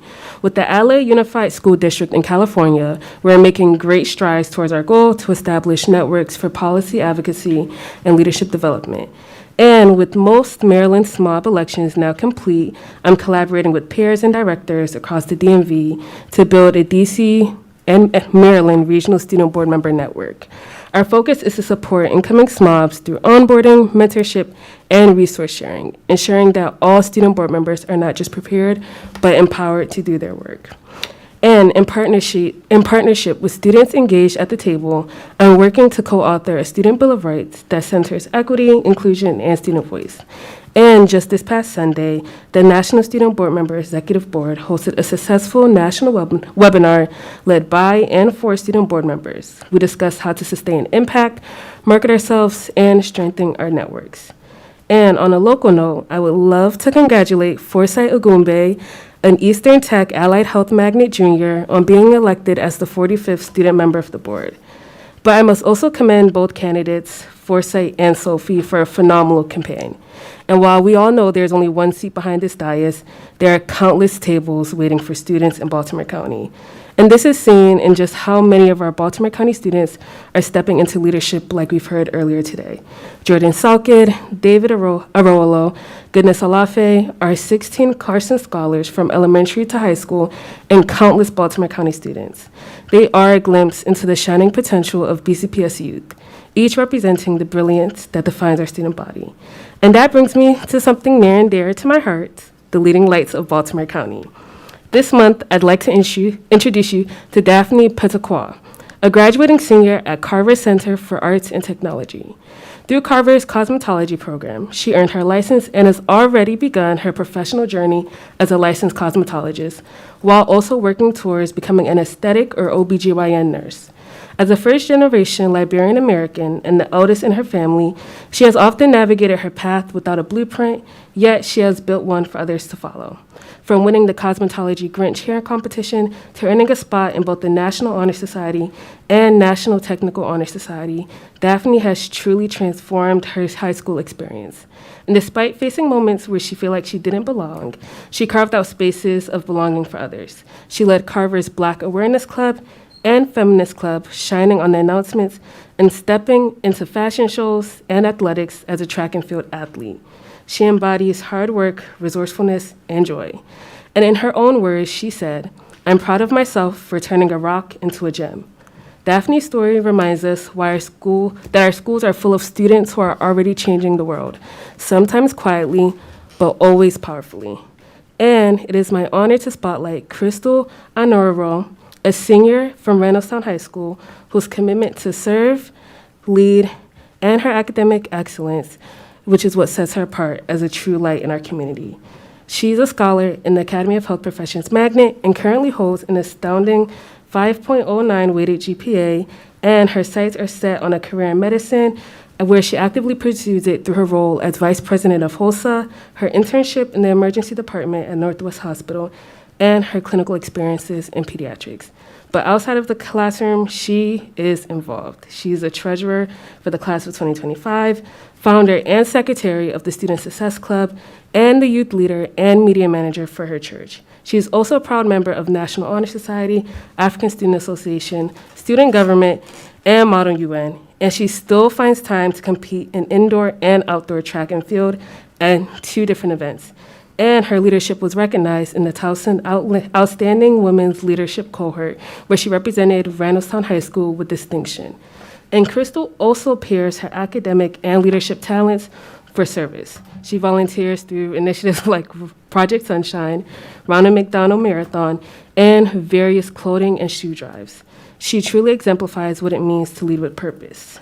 And this just goes to show how oftentimes our students do not wait for permission to be great. They often become great and often do so in silence without the applause. And recognizing them is a celebration of the hope that we're building, one student at a time. And so as we close this,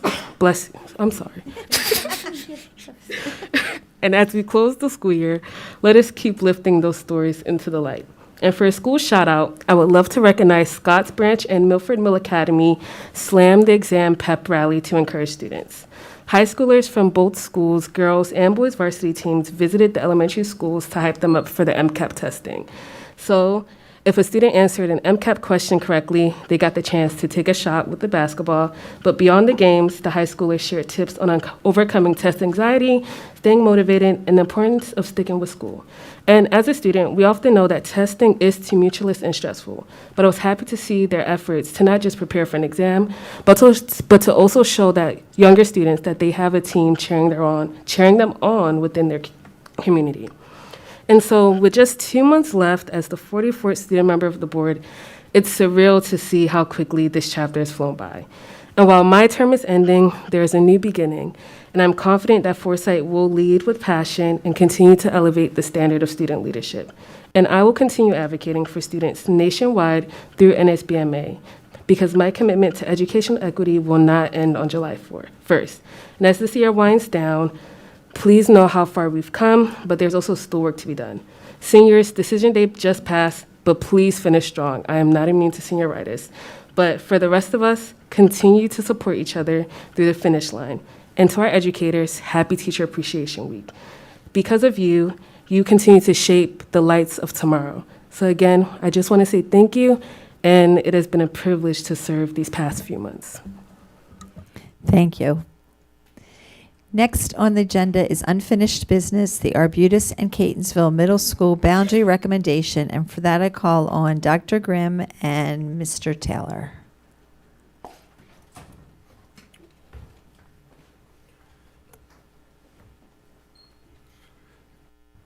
Good evening, Board Chair Lichter, Vice Chair Harvey, Superintendent Dr. Rogers, and members of the board.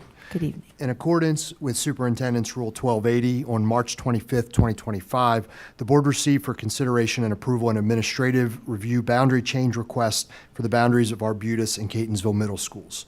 The board's public hearing on the recommended boundary change was held on April 2nd, 2025. This evening, we are requesting the board vote on the recommended boundary changes. May I have a motion to approve the Arbutus and Catonsville Middle School boundary as recommended in Exhibit J1? So moved, Harvey. Thank you. May I have a second? Second from Palm. Thank you. Any discussion? May I have a roll call vote, please? Ms. Delusky? Yes. Dr. Savoy? Yes. Mr. McMillian? Yes. Mr. Young? Yes. Ms. Dominowski? Yes. Ms. Henn? Yes. Ms. Frempong? Yes. Ms. Booker Dwyer? Yes. Ms. Harvey? Yes. Ms. Lichter? Yes. Thank you. Thank you. Passes. Don't go anywhere, because the next one is unfinished business, Holly Manor Community Boundary Recommendation. And for that, I call on these two. And good evening again. Good Thank evening. you. Thank you. In accordance with Superintendent's Rule 1280, on March 25th, 2025, the board received for consideration and approval a report from the Holly Manor Boundary Study Committee recommending boundary changes at the dead-end section of Beaumont Avenue. The recommendation affects the boundaries of Hillcrest and Westchester Elementary Schools. The board's public hearing on the recommended boundary change was held on April 9th, 2025. This evening, we are requesting the board vote on the recommended boundary changes. Thank you. May I have a motion to approve the Holly Manor Community Boundary as recommended in Exhibit K1? So moved, Delusky. Thank you. May I have a second? Second, Savoy. Thank you. Any discussion? May I have a roll call vote, please? Ms. Delusky? Yes. Dr. Savoy? Yes. Mr. McMillian? Yes. Mr. Young? Yes. Ms. Dominowski? Yes. Ms. Henn? Yes. Ms. Frempong? Yes. Ms. Booker Dwyer? Yes. Ms. Harvey? Yes. Ms. Lichter? Yes. Thank you. Thank And you. thank you, Dr. Grimm, to you and your staff for all the work on the many boundaries we've had this year. Thank you for your support. Thanks. The next item on the agenda is action taken in closed session, and for that I call on Mr. Burns.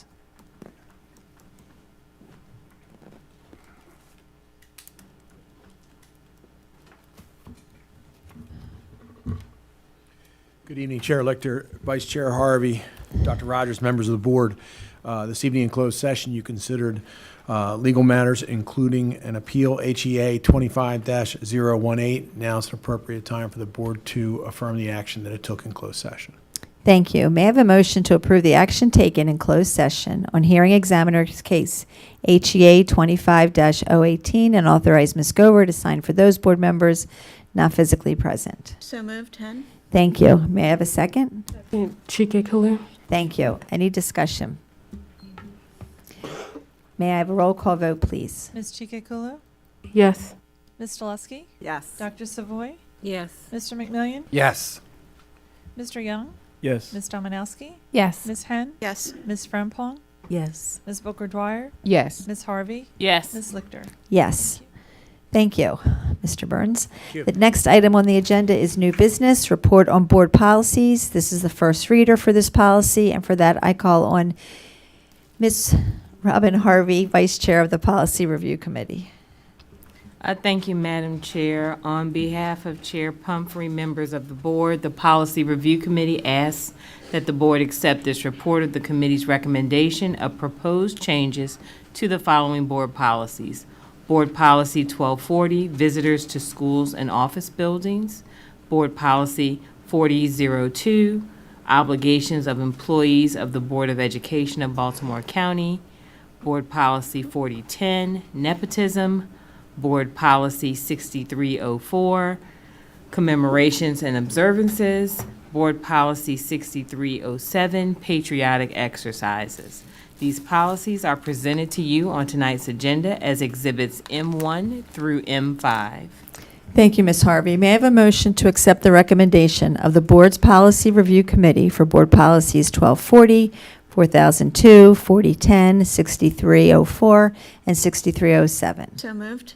Thank you, Ms. Henn. No second is needed since the recommendation comes from the committee. Is there any discussion? Ms. Booker Dwyer. I just have one question with Board Policy 6304. So I know that we're required to have certain, that we have to observe certain days. I'm wondering, is this an opportunity to survey students to see what other days they may value? As our school system is becoming more diverse, is it worth getting some input from students on this policy to see if we should include any other, if we should call out any other day?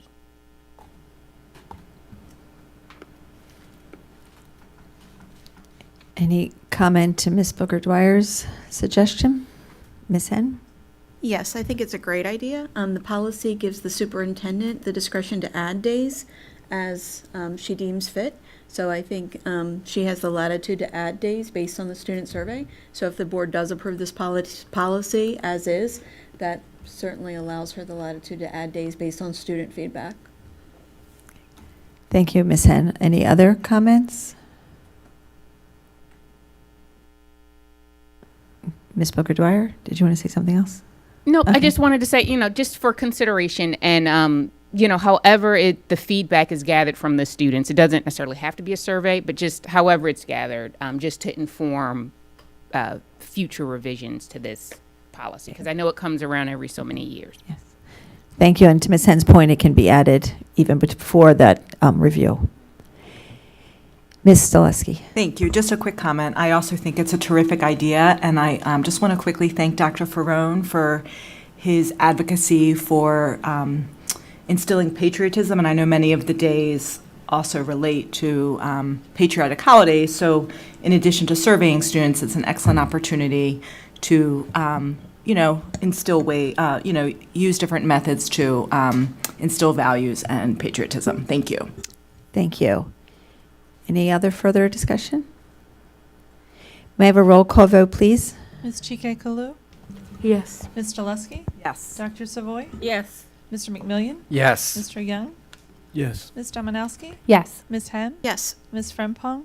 Yes. Ms. Booker Dwyer? Yes. Ms. Harvey? Yes. Ms. Lichter? Yes. Thank you. The next item on the agenda is contract awards, and for that I call Mr. Young. Members of the board, the board's Building and Contracts Committee met on Monday, May 5th, 2025. Items N1 through N16 were forwarded to the full board for approval. Thank you. As mentioned earlier in the meeting, contract N14 has been removed for this evening. I'm sorry, what? Oh, 9. I'm sorry, 9. You know why. Are there any separations requested? Ms. Dominowski? 14 and 1. Okay, 14 and 1. And Mr. Young, you said 10. Ms. Henn? 8, please. 8. Any further separations? I have 1, 8, 10, 14. Okay. This is the part I love, right? Okay. Do I have a motion to approve items 2 through 7? 9, not 9, someone said separate 9? Oh, 9's gone. Oh, big X. Okay. Do I have a motion to approve items 1 through 7? 2 through 7. Okay, somebody tell me what to say and I'll say it. 2 through 7, 11, 13. See, you can't do it either. 2 through 7, 11 through 13, and 15 through 16. 2 through 7, 11 through 13, and 15 through 16. Do I have a motion to approve those items? So moved, Chike Khalil. Thank you. No second is needed since the recommendation comes from the committee. Any discussion on those named contracts? Ms. Frempong.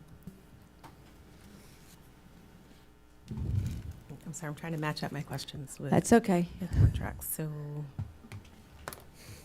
one has been pulled out.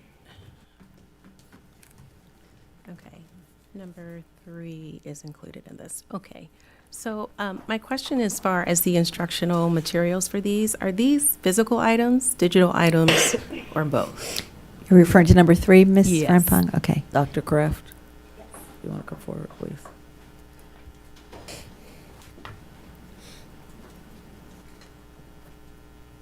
So this will be an option for both print and digital materials.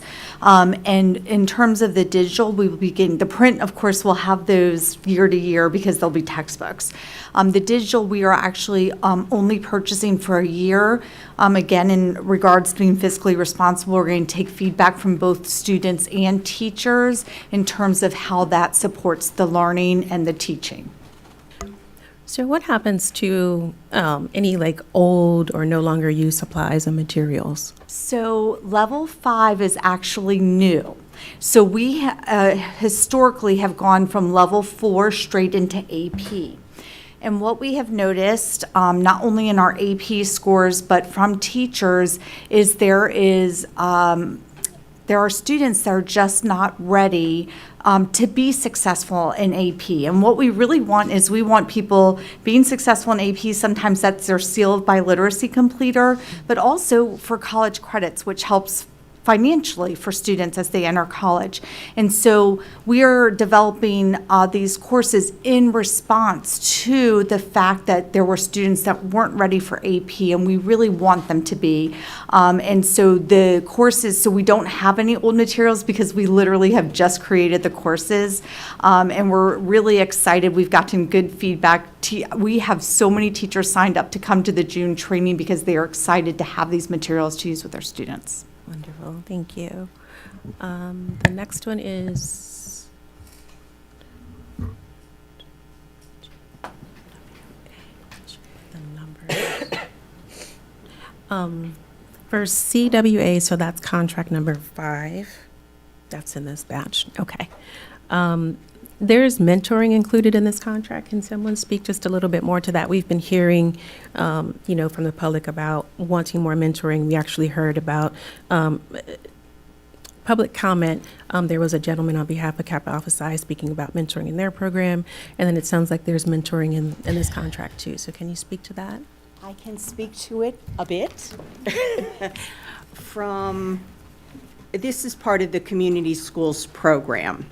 And one of the survey results, as the schools surveyed their communities to find out the needs of that specific community, in many cases, mentoring was identified as a need. So we are putting contracts in place that enable the schools, the community schools, to obtain this mentoring for their students, whether they choose to provide it for individual select groups of students or on a more broad base is up to the individual school. That was all. Thank you. Sure, thank you. Thank you. Ms. Henn? Thank you. Good evening. I have a follow-up question for that same contract. And that has to do with, I understand this is grant funded for Yes, these services. The maximum contract spending authority is $750,000, but the anticipated spend is $15,000 on a 5-year contract. And I'm wondering if there's a typo in those numbers, or if the estimated is 75,000 or if the anticipated yearly spend is 150,000. The anticipated spend of 15,000 is for the remaining month and a half of fiscal year '25. Okay, so the grant is for how much? The grant is significantly larger than this. The grant covers. So this is the blueprint funds for concentration of poverty, which provides between both the personnel grant and the per pupil allocation with our 119 community schools, upwards of $47 million, which goes to both staff positions at the schools, like community school facilitators, health assistants at those schools, additional special area teachers, it could be social workers, MTSS teachers. So there's a list of additional positions that are approved through the blueprint that can be added to those schools based on their needs assessment. So they do a comprehensive needs assessment that includes community stakeholders, families, community members, the school staff, and they then develop a plan of how their funds would be spent. So in the first year that a school is identified as a community school,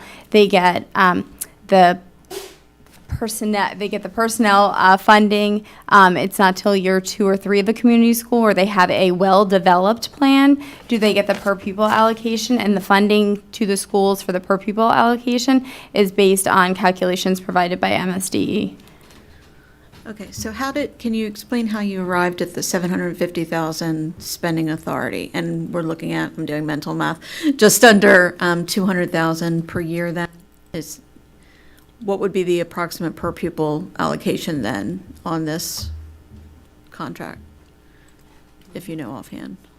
That was not how this contract spending authority was calculated. The contract spending authority looked at how much we had spent over the last 2 years for similar services that were not yet under system-wide contract. They were being used piecemeal by a variety of schools. So we looked at how much was actually spent, multiplied it out, and added on more because we knew the number of schools was increasing.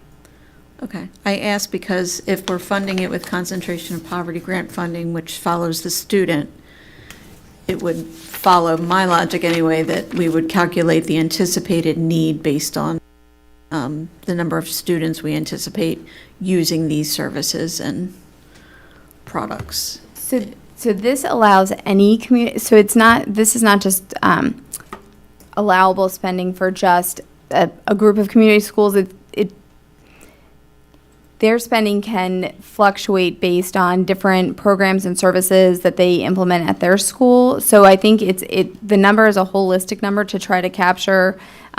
There's some schools that might receive a per pupil allocation of $38,000. There's others that might receive $200,000. So those schools would spend more, but that might not be just on these services. This was a contract to help wrap the services together so that it would be easier for schools to acquire them versus having to do individual consultant agreements for every single service that they were trying to acquire. So this was really trying to simplify the process for schools. So looking at those vendors and services that are providing ongoing things to a variety of schools and trying to package them together, as well as additional providers, because there were some cases where a company that might have been previously approved to do tutoring, they run out of tutors if 7 schools are all contracted with them. So this allowed it to open up to bring in even a greater number of organizations. And what I'm thinking about is the overall need, not on a per school basis, but if we look at all of our students that are in need of these services and schools that could possibly use this contract to acquire those services, are we looking holistically at that overall need with the understanding that this funding is available? And that's a much larger number than the spending authority I'm seeing here. So that's why I'm asking for that number. Spending authority is absolutely an estimate. Yeah. And we may come back and say, we need more spending authority. Right now, it's our best guess estimate.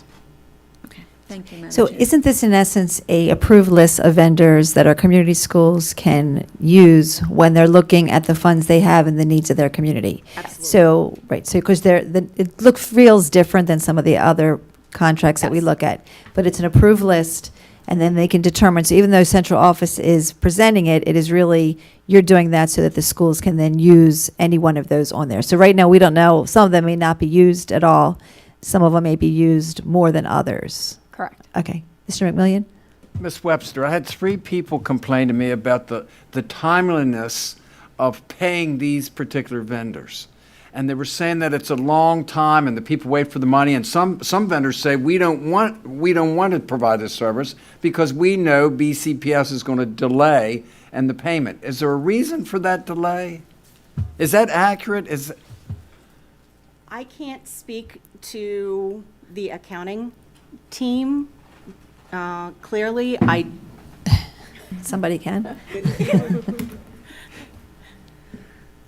Yeah, I would imagine, Mr. McMillian, that you've heard from the same type of vendors that I speak with who are quite often solo practitioners, small, self-employed, performers or other service providers. And sometimes the documentation is difficult for them to fill out. Sometimes if we don't get an invoice with a signed approval, we can't pay it. We have to send it back to the vendor, and it also has to go through the school for their approval. So it can be a difficult road for them to hoe. And when I get a complaint like that, I try to get involved and resolve it as quickly as possible, because most of these folks are, self-employed, and it's a struggle to enter our bureaucracy. It's a big school system, and we try to make it work when there's a problem. And some of them are living on the edge with these businesses. Yes.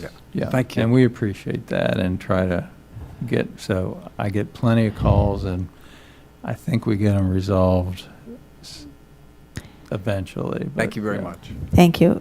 Mr. Young, do you have your hand up? Mr. Saris, if everything is done properly, what is the average time that it takes to pay a vendor? I would say we try to pay everybody within 30 days. That's our goal, and we achieve that in most instances. We're hoping that can speed up considerably once we have a fully automated system by next March. And do any of our contracts have like a net 30, net 60? They have a discount, right, and we try to take advantage of all those discounts so we have an incentive to pay. And the small self-employed vendors aren't going to offer that, but we definitely take advantage of 95% of the discounts we get. Okay, thank you. Sure. So we are voting on, just to refresh, 2 to 7, 11 to 13, and 15 to 16. Ms. Gover, can I have a roll call vote, please? Oh, I'm sorry, Ms. you weren't, Ms. Frempong?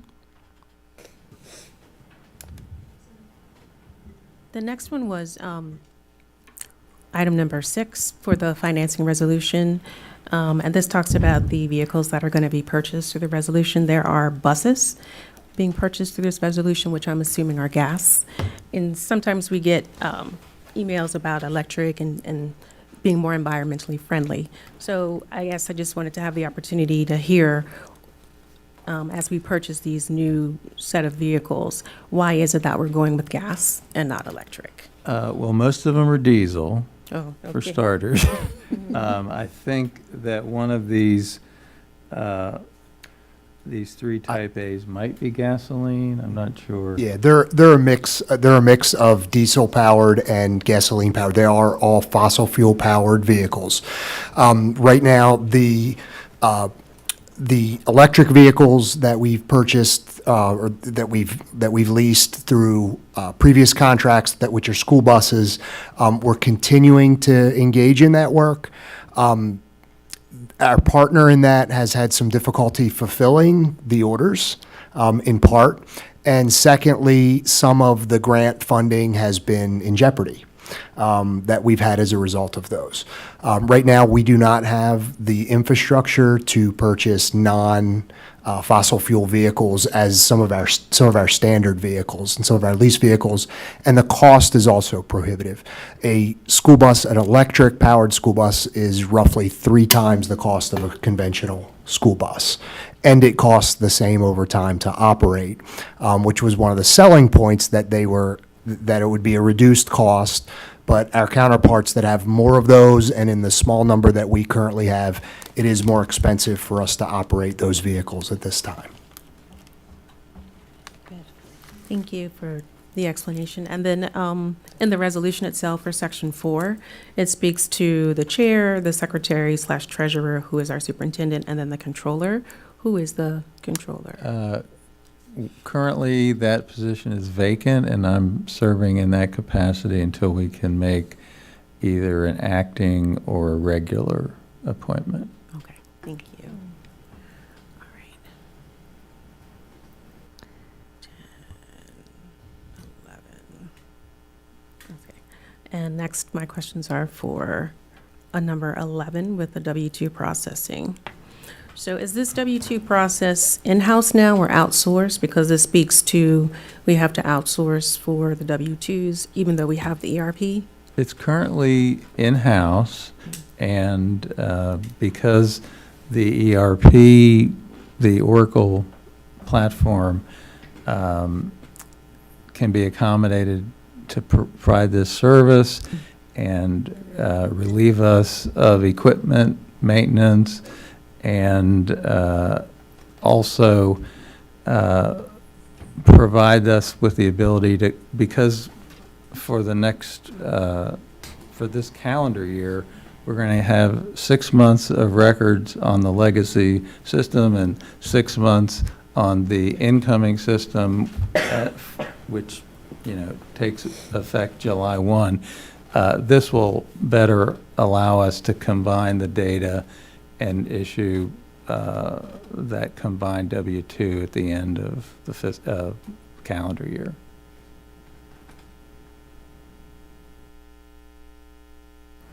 So then that cost, so we already have the cost for the ERP.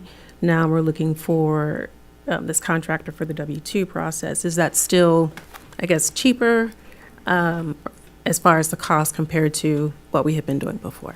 Ms. Frumpong, how are you? Good, how are you? When we entered into the process to redo our ERP system, as part of the bid spec that we put out and the Oracle response that we got through AST, it was identified at that point that Oracle does not generate W-2s in and of itself. So we knew from the beginning that this contract would be needed. So we did not need it until this point. So we've now issued it. The money that you are seeing in the spending authority is I don't want to say the worst case scenario, but it's the scenario in which every staff member would opt to have a printed and mailed paper W-2, which is not the case currently. So this is our largest amount that we would need to spend per year, but we're actually projecting a much lower actual dollar figure for the W-2 generation. This contract is with ADP, which handles Montgomery County, Charles County, and Fairfax County as well. So they've got a strong record in it. But we knew going into the ERP implementation, we would need this service. Thank you. Ms. Henn? Thank you. Mr. Corns, will there be an integration between ADP and Oracle, and is that a native integration? Yes, And will we be taking advantage of that? absolutely. Okay, from our go live with Oracle? Yep. Okay. Yeah, it's actually already in the works. They're currently building it, and I think it's just about done. I think we've tested it twice now.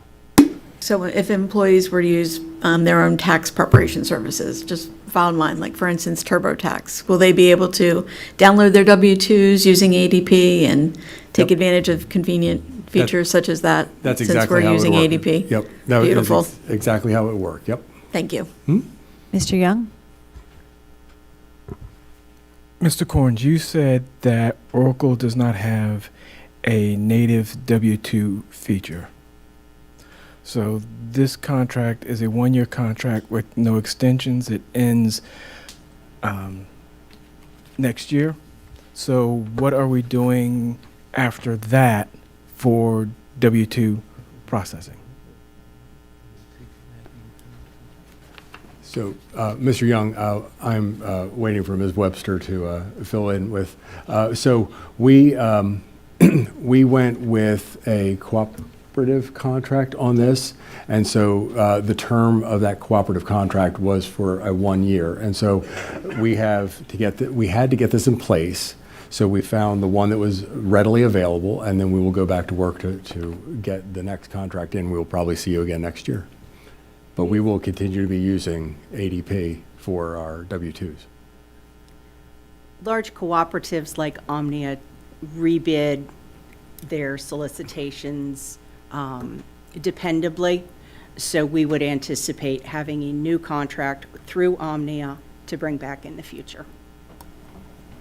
It is if we may make a decision to issue a solicitation on our own, based on specifications we develop, but that decision has not been made yet. Okay, thank you.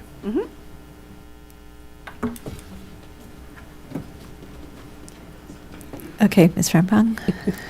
One last one from this batch, and that is number 13 with the O'Hara Inspection Services. So this is relating to asbestos.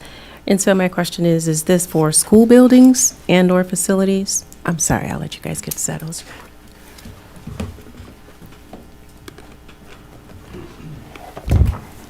So, Ms. Frempong, if I heard you correctly, the question was, is this for school buildings or other facilities? Is that correct? Correct. That's So- the first question. Okay, so it is for any facility that falls under the scope and the guidelines that we would have to inspect.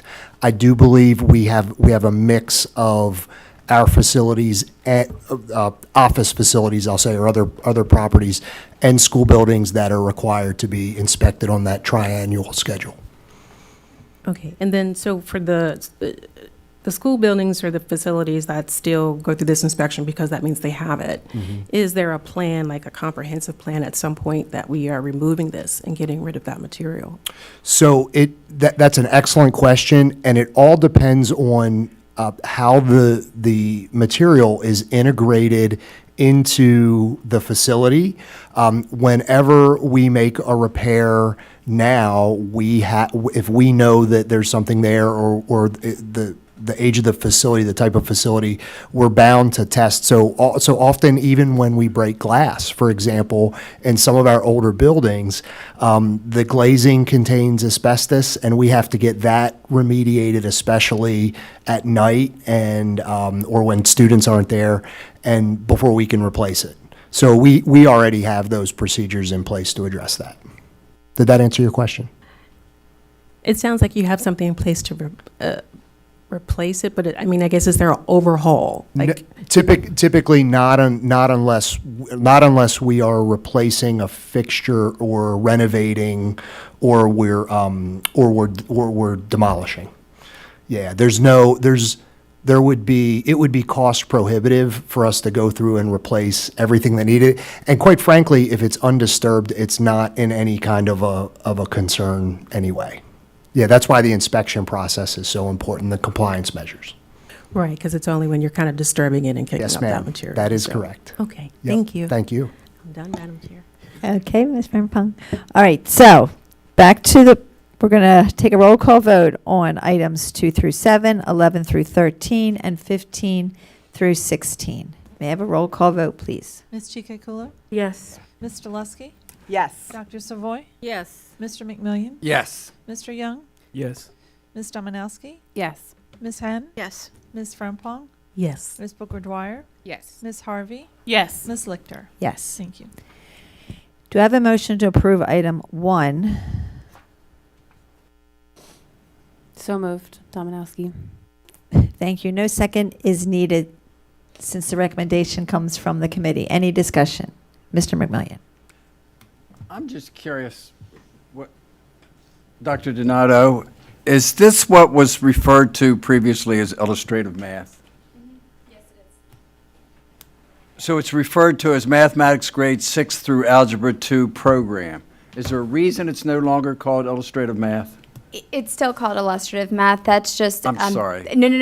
It's the name of the contract versus the name of the product that is used. So illustrative math is the math program. It's just the contract is entitled with the program name.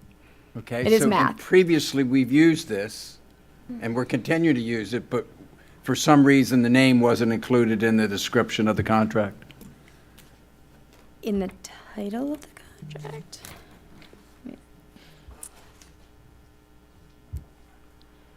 As far as in the description, do you have the prior contract? Thank you. Mr. McMillian, we try not to use product names in the titles of our contract as that presents a non-competitive view Now, to our vendors. Is this a new strategy? No. Okay, because somebody said to me, I had a constituent reach out to me that saw that and described what it is and said there's some reason they're not using that in the title. We have tried not to use the product name or a vendor name in the titles of our contracts for many years now.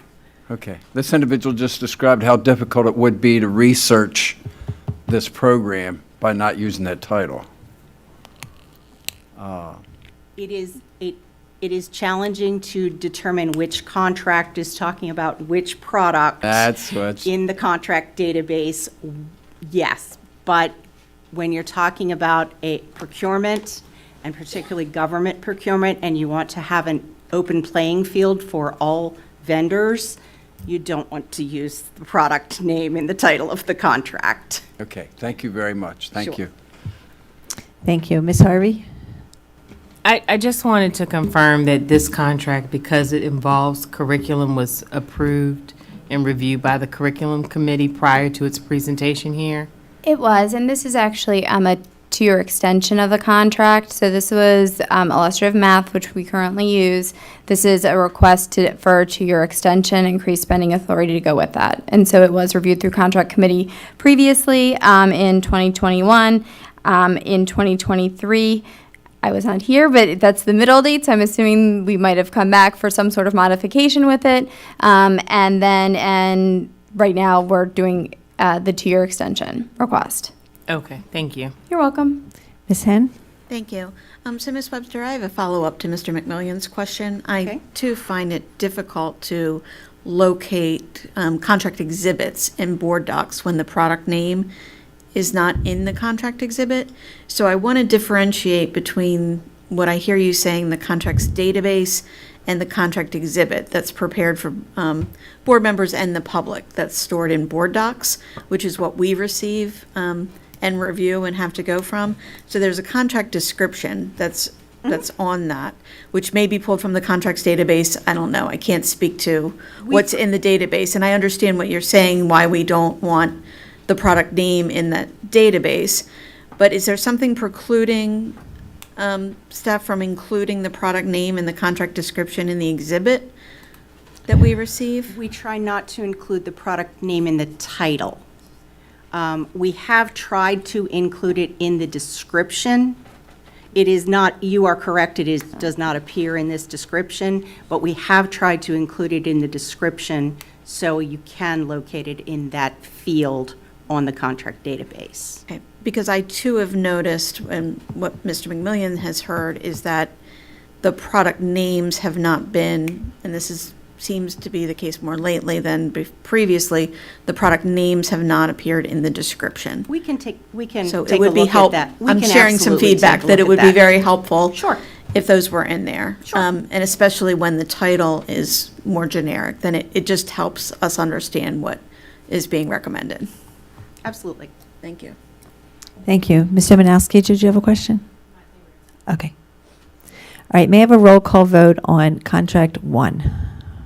Ms. Chika Kalu? Yes. Ms. Jaleski? Yes. Dr. Savoy? Yes. Mr. McMillian? Yes. Mr. Young? Yes. Ms. Dominowski? No. Ms. Henn? No. Ms. Frempong? Yes. Ms. Booker Dwyer? Yes. Ms. Harvey? Yes. Ms. Lichter? Yes. Thank you. Thank you. Do I have a motion to approve contract 8? So moved, Shige Kalu. Thank you. No second is needed since the recommendation comes from the committee. Any discussion on contract 8? Oh, Ms. Henn, sorry. Yes, thank you. I have questions for Go ahead. staff on this Okay. contract. Is this an existing software package, or is this a new software application for professional development tracking? Good evening, Dr. Grimm. Good evening. So we have an existing product. This is a different product. Okay, so this is for a new product, because the board received information a couple of years ago, maybe 3 years ago, that a product had been purchased and was being implemented. And this exhibit includes prior year spending on that. Was that for the current product? I'd have to check. I believe it would be, right, Ms. Webster? I can tell you that the existing product and the new product have the same exact price tag. There is no difference in price tag. I believe it's $150,000 a year is the price tag for the current product that we use, and that will be the price tag for this new product as well. Okay, perhaps I'm looking at the wrong exhibit. Bear with me one second. It's 2 years. It's a 2-year and 5-month contract. And I believe the spend authority was for $390,000. $390,000. The prior fiscal year contract spend is 1.1 million? Yes, so it was combined as part of a package of other products with a vendor that we have. This particular module is $150,000 of that contract per year, With the same vendor? with a vendor that provides us a suite of other products currently. This is a different vendor. This contract represents a different vendor and a new product. Ms.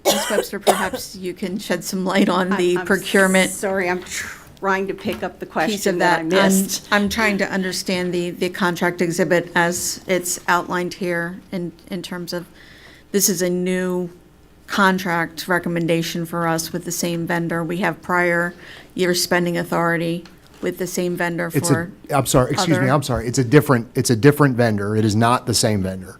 We used the vendor on the prior contract for a number of other products, and that's why you're seeing the over $1 million price tag. That's where We I'm have, I trying to think we get clarity have on. almost a dozen, 7 products with the other vendor. This is one within that suite we are pulling out, and we'd like to go with this, with a new vendor. What this new product will offer us is better reporting. It'll allow our staff to track their own professional development better. It's more compliant with some of the blueprint requirements. And so it's a better offering, it's a better value for what we're already contributing within this other suite. Okay, does this system integrate with Oracle, since we're implementing that? in some way? So it will work with data from Oracle. I don't know that it will need to specifically integrate with the Oracle product. Okay. Right now our registration system integrates with other schools within school. It integrates with Schoology. It also has some integrations with Focus. Okay. And I had some more technical questions, but they may be for Mr. Corns. I don't know if he's still Perhaps. here, perhaps. Mhm. So new system, new vendor, existing authority. Mr. Corns is here. Mr. Corns, did you want to speak, or were you able to speak to the integration with Oracle on this system, if it uses It has the same integration. HR data or single sign-on? It is, we only bring in single sign-on software at this point. We are bringing data out of the Oracle platform. It will come into this system seamlessly with an automation that the team's working on. We have to, with the Oracle implementation, we have to redo all of our integrations. And so at this point in time, any change in software is actually the ideal time to do it because we wouldn't integrate the old system and then do a new one. So it's the same level of effort that we would have to put in. The data would be coming straight out of Oracle into this system.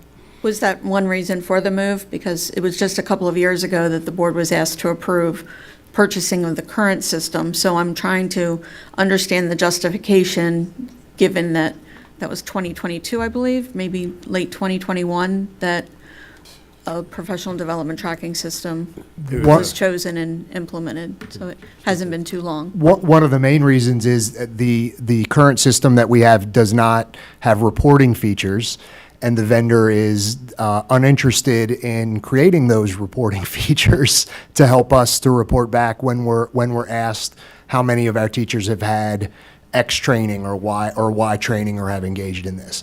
The new software appears to do that with all the trials and the tests that we've run on it so far. And quite honestly, Ms. Henn, when we, as you specified the date, it was in May of 22.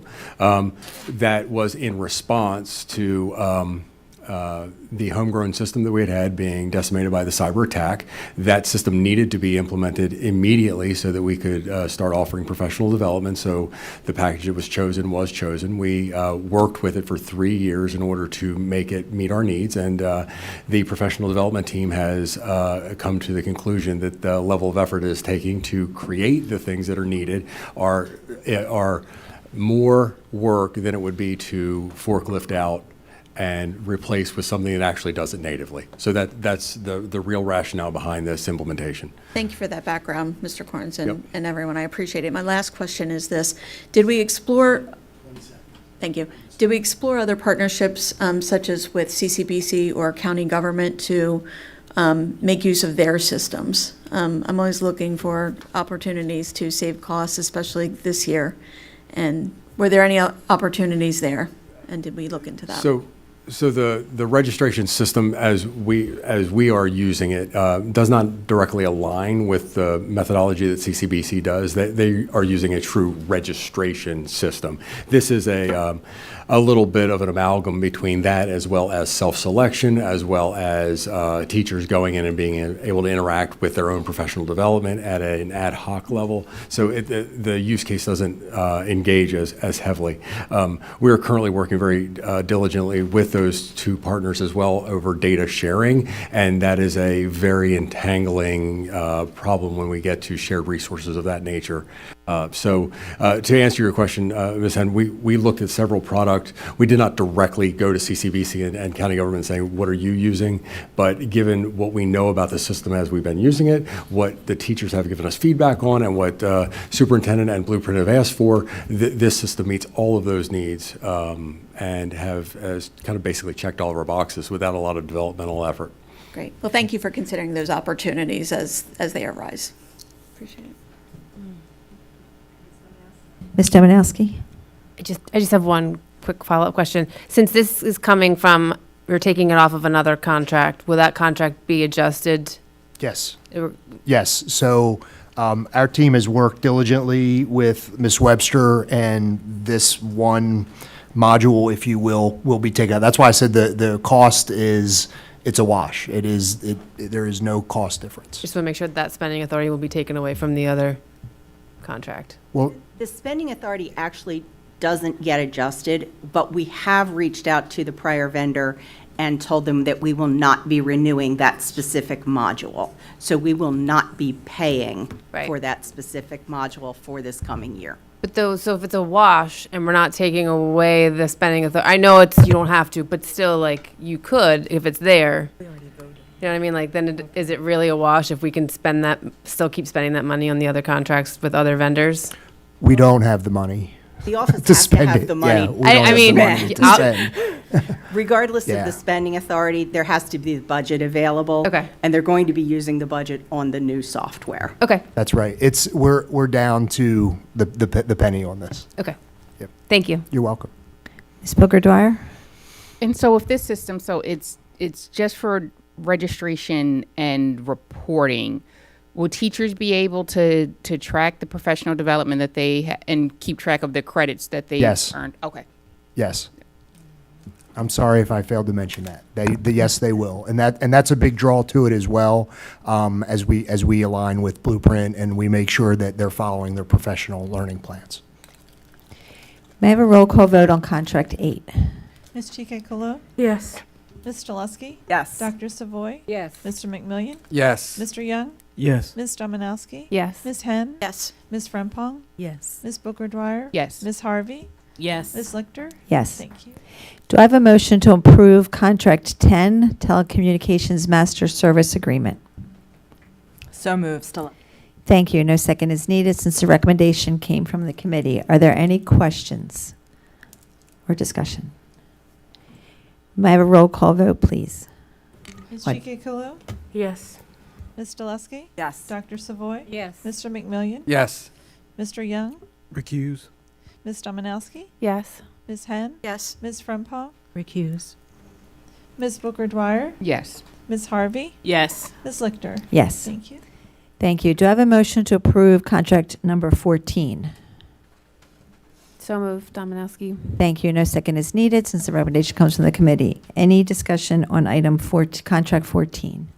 Ms. Dominowski? Yes, thank you. Do we have, or do we know how many relocatables we are currently leasing and our own right now? I can get that number. I don't have it prepared this evening, but I can get that number for you. That number is also fluid because we intend, I think Mr. Taylor's left. I believe we are removing somewhere around 25 this year completely. So we'll have 25 fewer than we have this current year, but I can get you that number. And just in that same light, if I could see the numbers of how many schools are utilizing these year after year and how many they're using, is that? I'm not sure that I understand your question. So like, if, basically what I want to know is, are schools continually using these relocatables year after year after year? And do we need to consider these schools actually need an addition, not a because they're not meant to be a permanent structure, correct? You are correct. They are not meant to be a permanent structure. We do have a number of school facilities that have had relocatables, in some cases for over a decade or more. That can be because of a specific program, because of the capital dollars, because we had looked at the addition of a single classroom, a single drop-on classroom, even if it's possible, at one of our newer schools, and it's over $1 million for one single room to plan, design, and build. And recently, Carroll County had done just that as part of their pre-K expansion. For that amount of money, we can provide several relocatables and expand a number of other classrooms. So while not optimal, it is a strategy that we have. So yes, it's not long-term, but it is something that we've engaged in to address immediate problems, and sometimes they become longer-term problems. But I can get you those numbers. That'd be great. I mean, I know in some of our schools are historic and it's almost impossible to add on to them because of that reason. But I'm just wondering if cost efficient down the line, okay, yeah, it might be $1 million up front, but in 10 years, if you're still having this relocatable, how much did that cost us over 10 years? It might equal close. Yeah, and again, it depends on whether we leased or purchased the unit. It depends on how long it's there. It depends on if there's been any damage to the unit. There's a considerable cost to move relocatables when we do that from one place to another. There's a considerable cost sometimes to run electric to it. Some of our relocatables have water hookup as well. So again, it all depends on the size and the shape of those units and where they're located in conjunction to the schoolhouse. I'm sorry, just Just that, I think that's kind of the point I was making, that like all these extra accommodations you have to make for these relocatables, if we have to move them, if we have to add electric, if we have to add water. I just want to make sure we're being and if there's a place where a school can do this, if we're looking at that at least down the line. But thank you, I appreciate it. You're welcome. Okay. Dr. Savoy? Yes, thank you. Modules versus relocatables. Do you know how many modules you have? I can get you that number as well. I can think of at least 3 or 4 schools that have modules off the top of my head, but I don't have I can't give you a solid list. In terms of cost? Modular classrooms are they are also over $1 million a piece, but remember they can range in size from 8 to 12 to sometimes 2 together or 16 classrooms. Right. Modulars typically include lavatories as well, and they are meant to be longer term structures, longer term use projects. Okay, thank you very much. You're welcome. Ms. Henn? Thank you. So according to the state's 90-day DLS report, BCPS is receiving $6.5 million in state capital aid for relocatables this coming fiscal year. Mm-hmm. So I'm curious to know what our strategy is towards leasing and purchasing relocatables, given the fact that that funding could be volatile in future years, and how that's affecting our strategy towards purchasing and leasing. So typically, the money that comes from that funding are set aside for our capital projects. So for example, we just placed a modular unit over at Towson High School for the project that's happening there. That modular replaced several singular relocatable units that we had on the property, and we anticipate that modular will be there for the next 5 years for the duration of the project. Some of the other modulars that we've had that are paid through that grant funding are also part of those capital projects. So we are able to use some of that funding in anticipation for how they're going to play into larger projects. Okay, so the 71% capital funding source that's been identified, that's all associated with school construction projects? Yes, ma'am. Okay, thank you. You're welcome. Ms. Frempong? So I think some of the things I was going to ask have been covered, just as far as how many relocatables are being purchased and how many are being leased. Is that information actually, I think that was for this particular contract. That was the question that Ms. Domanowski had, and I will provide that number I'll get that information and provide it in a board update. Okay, great. And then with the previous contract, so it's JBO 71619, it was saying that there's the 12 relocatables that are being removed actually this month, for May 2025. So you actually mentioned about 25 that were being removed altogether. But my question for those 12 was that, are we going to reuse those relocatables? And if so, like, where are they going? So I don't want to tie specific relocatables to a contract. This contract and the contract, this contract that we're bringing tonight and the contract that the board approved last month supersede 2 contracts that we brought actually for extension back in January. And so, Ms. Frempong, it was the one that you just mentioned, along with JBO 71719 leased relocatable classrooms. So it was 71619 and 71719. One was 716 was for the purchase, 717 was for the lease of relocatables. What I don't have for you is the breakdown. Some of the relocatables that we're moving, as I said, it's somewhere around 24. Some are ones that we're turning back in that are leased. Some are they're no longer in good condition, and we're removing them completely from the inventory. And so those may be ones that we leased or purchased. I do not have the breakdown of which is which.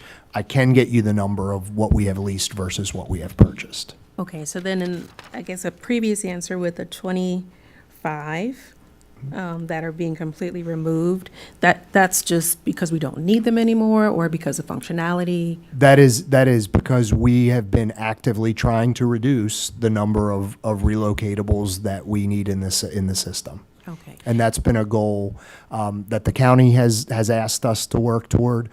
We have worked very hard to do that. Last year, we did utilize some classrooms, some relocatables that we were intending to put out because they could aid us in pre-K expansion. Okay. So again, those are variables we have to look at from year to year. Okay, and so we see plans like for the capital projects coming and which schools are going to be updated, replaced, et cetera. Are we able to see, like in conjunction, the relocatables with this? And again, it's that same idea that as we spend more money for the capital projects, in my mind, I would think that we're spending less on the relocatables. So that's an excellent question. It depends on the type of project and why or what we're doing at the particular school. So I'll give you an example. For a few of the elementary schools that we just completed, Summit Park and Bedford, we greatly increased the state-rated capacity at those schools. Relocatables were on site, I believe, at Bedford. I can't remember Summit. They were, yes, Ms. Lichter's shaking her head, yes. We were able to remove them, obviously, through the capital project. We have others where we know we're going to need relocatables on site to complete the capital project. So I just mentioned Towson. We're looking ahead. The board had prioritized a replacement at Overly. That's several years out, but we know because of their anticipated enrollment, we will need relocatables at that site over the next couple of years.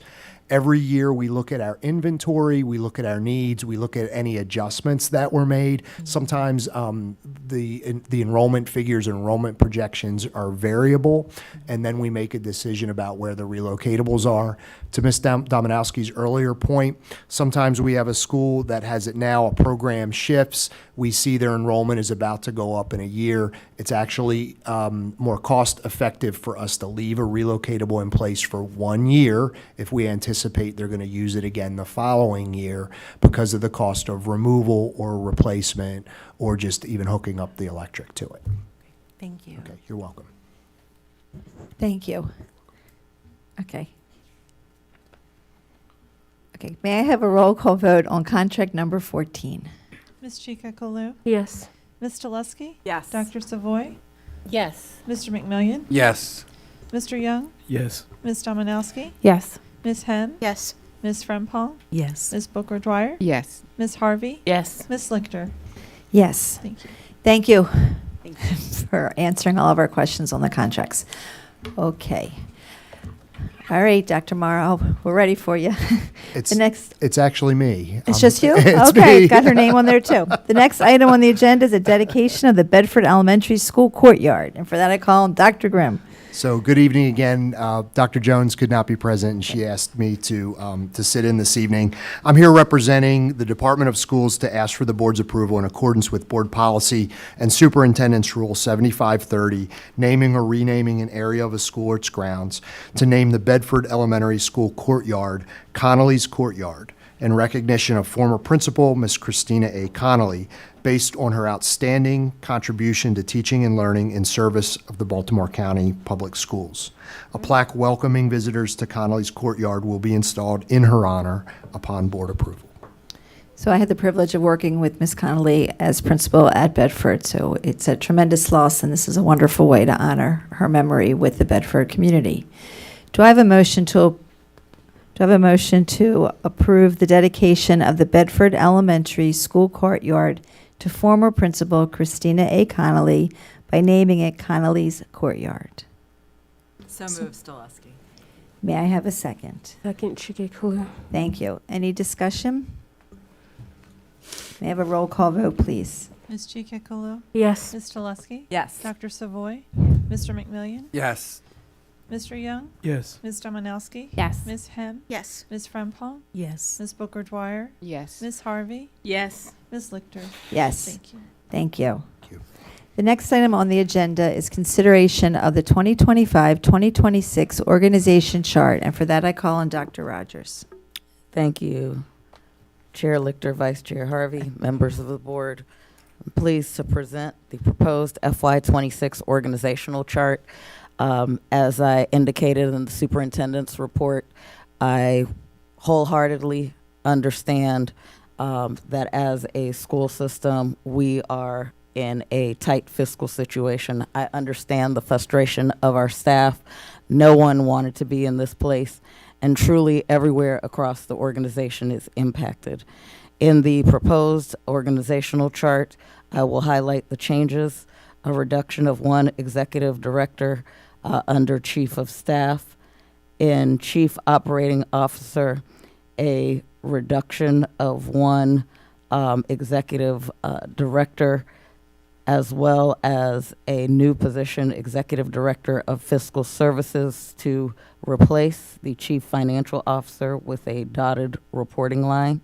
And chief of schools, reduction of executive directors of schools by 1 in elementary and 1 in secondary. Thank you. Do I have a motion to approve the proposed 2025-2026 organization chart as presented in Exhibit P? So moved. Thank you. Do I have a second?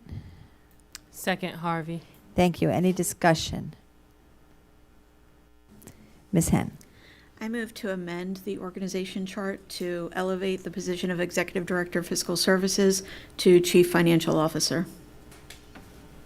Is there a second to Ms. Henn's motion? Second, Stolowski. May I speak to my motion? Yes.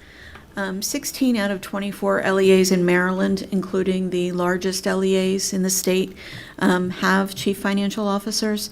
The difference between the chief position and the executive director position is that the chief carries with the role a strategic role, in addition to serving on the cabinet. And this year of any year shows us how important that strategic position is. And while I certainly appreciate Superintendent Rogers' concern and fiscal responsibility here, this is an investment we can't afford not to make. So I thank you, board members, for your support. Ms. Harvey? Just a question. When you say elevate, are you saying in terms of title or in terms of title and compensation? May I respond, Madam Chair? Yes. Thank you for the question, Vice Chair Harvey. I am suggesting in terms of title and responsibilities, and the compensation would be determined by Superintendent Rogers and staff. Further discussion? Ms. Harvey? Follow up. So we've had lots of conversation about central office and this role. And I believe that the superintendent and her team the superintendent has determined that this position will meet the needs of the system, and that this position is not excluded from the cabinet. So I'm a little conflicted about the cost. If we are on one hand saying we need to reduce central office, we need to save funds where we can, and then we want to increase those costs for a position that where the duties and the functions are still getting completed, and we've just changed the title and the level of supervision. I'm not sure if that's necessary. So I'd like the superintendent to kind of speak to her thinking. And Ms. Henn, of course, you can respond if the chair allows. Go ahead, Ms. Henn, and then Dr. Rogers will respond. Very briefly, I believe a position of this caliber carries with it a fiscal responsibility that brings with it a fiscal discipline that would more than make up for the difference in salary in the fiscal discipline they bring to the position. In other words, I believe we will realize the savings in the difference in salary by having someone of this caliber in this level of position that brings the strategic vision and direction that the school system needs, especially with the implementation of the blueprint requirements. We need someone at this level and with the strategic responsibilities that the chief position carries with it. Again, if we look at 16 of the 24 LEAs, including Montgomery, including Prince George's, including Anne Arundel, including Howard, each of those has the CFO role in addition to the others. If you look at by size, they all have CFO positions. So again, I hear you with the fiscal discipline. I'd be the first to make a recommendation that I thought was fiscally sound.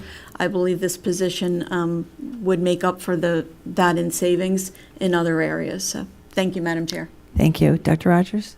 Yes, thank you for the opportunity to speak to this.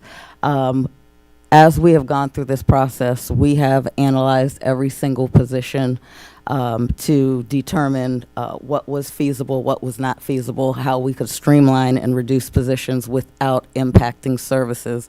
What's probably different between Baltimore County Public Schools and the other systems that are mentioned is for the last 20 years, it wasn't until 2 or 3 years ago that we had a chief financial officer. The very person that is walking us through this tough financial situation is our former executive director of fiscal services, Mr. Saris, who, no disrespect to any other chief financial officer in any other district, but I would put up Mr. Saris and his dedication, his level of respect, his knowledge of financial procedures and relationships with partners against any chief financial officer in any other district. And what I believe is we have a history of making this work. As there is no incumbent in this position, this is an opportunity to continue some of the strong work that has been done in finances, as well as show to our 20,000 employees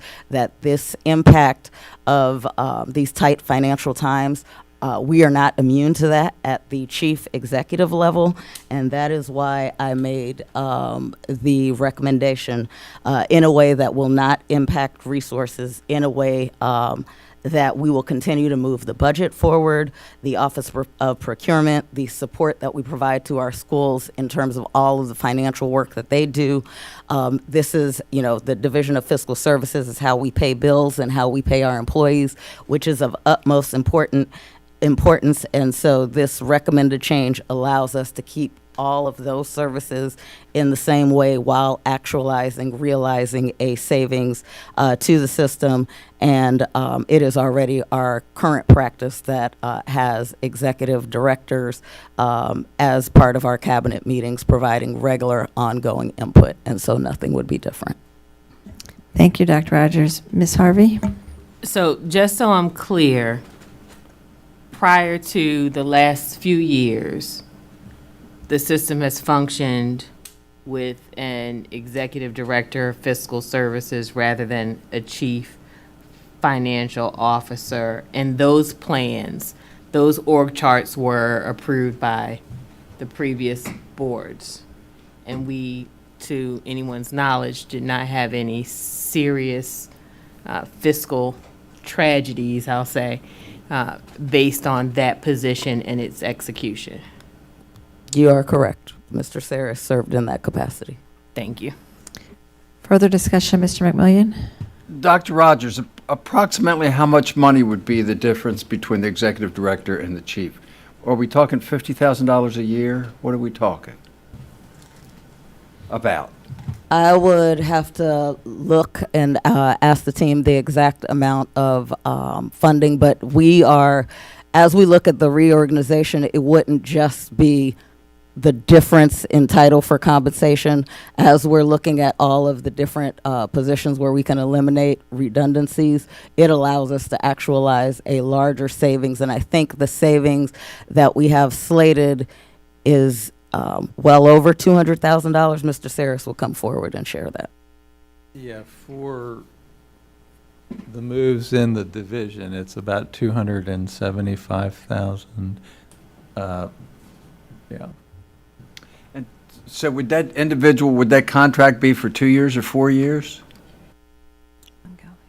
It's ongoing, non-represented staff. So certainly, and every year, non-represented staff, they have to sign a contract again annually. Certainly, when we're in a better fiscal position, I think, there are a few things we would want to do, but given the current situation, that's why this recommendation was moved forward to the board for consideration. Thank you. Mr. Young. Just to clarify, that's only $275,000 in salary. That's not including any additional benefits on top of that.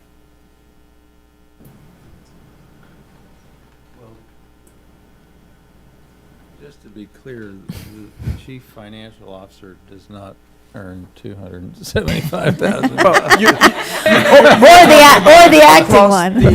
The division, $275,000 in savings. This is a combination of eliminating an executive director and reclassifying the chief financial officer to put together that total package of efficiencies. And that number you've come up with is 275, but Right. And it's that's just affecting two positions plus one other minor adjustment, right?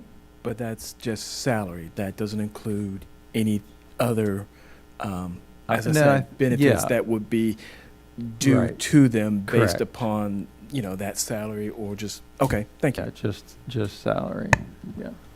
Ms. Dominowski? I just remembered asking this question during the budget session meetings. There was actually an increase in the CFO line from, if you looked at the CFO for 2025, it was $375,000, and this year it was $597,000 for the so. I believe, and Mr. Saris, you can correct me if I'm wrong, I believe that accounted for the transfer of the consulting administrator over school operations position that was moved into that department. Right. So it was reduced in one department as the primary role was in finances, and it was moved over. So it was reduced in, I think, the Department of Schools and increased in the Department of Finances. And our Director of Budget is shaking his head in the affirmative. But it's still, I guess it's just kind of, it's still increased. Where was the cost saving at the CFO level? So that's what's being proposed now, the cost saving at the CFO level as part of the reorganization. This is going to be reduced, the $597,000 that's been proposed in the 26 budget's going to be reduced by this action that we're doing today? I think that's built in. Yeah, all the changes that'll be in the council's budget are not reflected yet. So there's a difference between what the superintendent proposed and the county executive. These are the changes that she's been talking about tonight. So the CFO reduction is not in the proposed budget book. The elimination of the consulting director is not in the budget book. So there's a whole slew of changes to hit the C's target. That was from the proposed book, which will eventually get into the adopted book.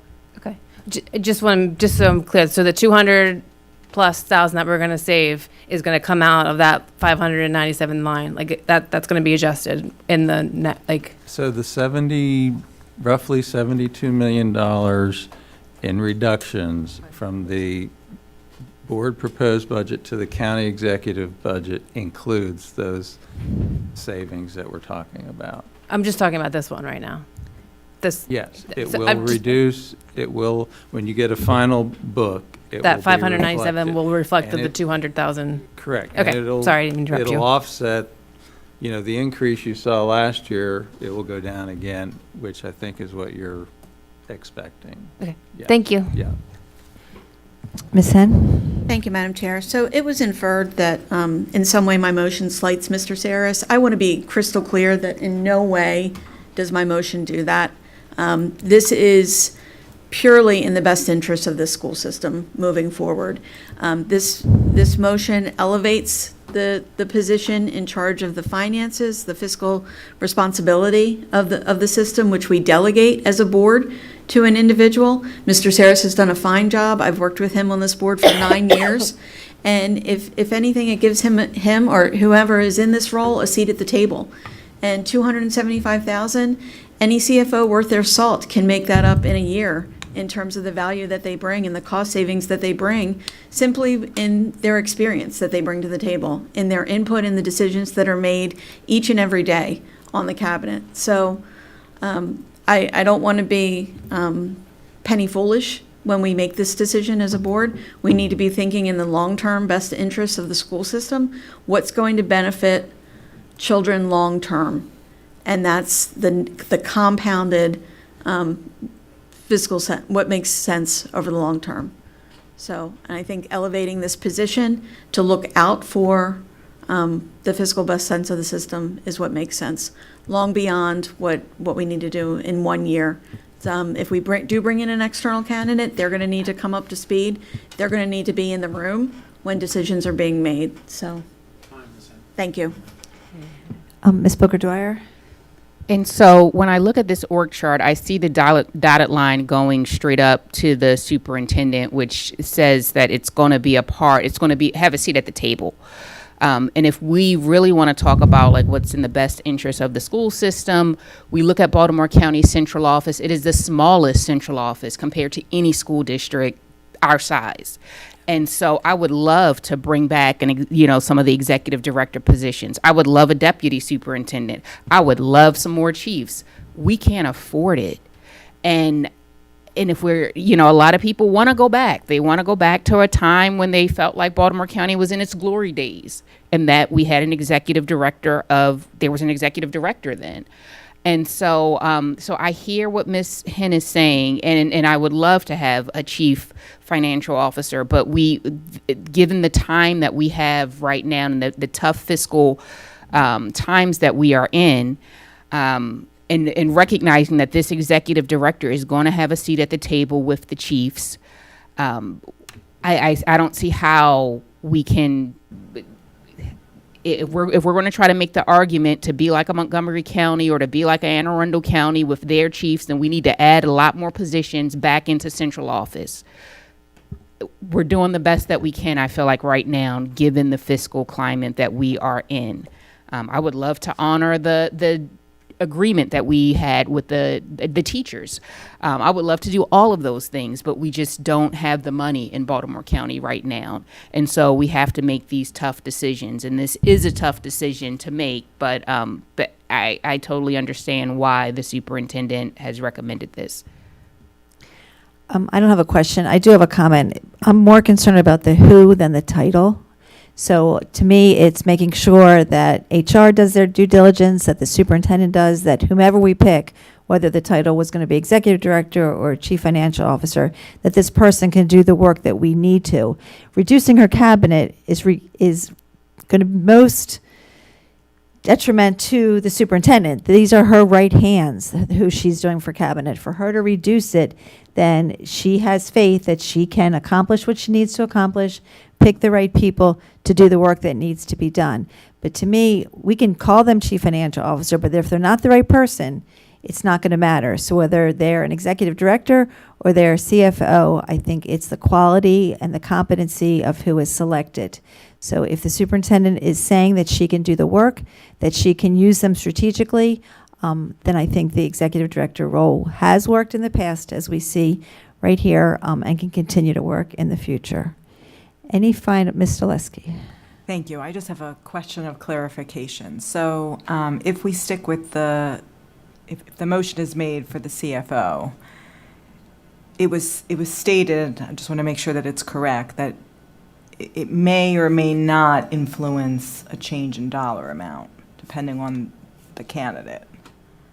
And in terms of the amount of salary. May I respond, Madam Chair?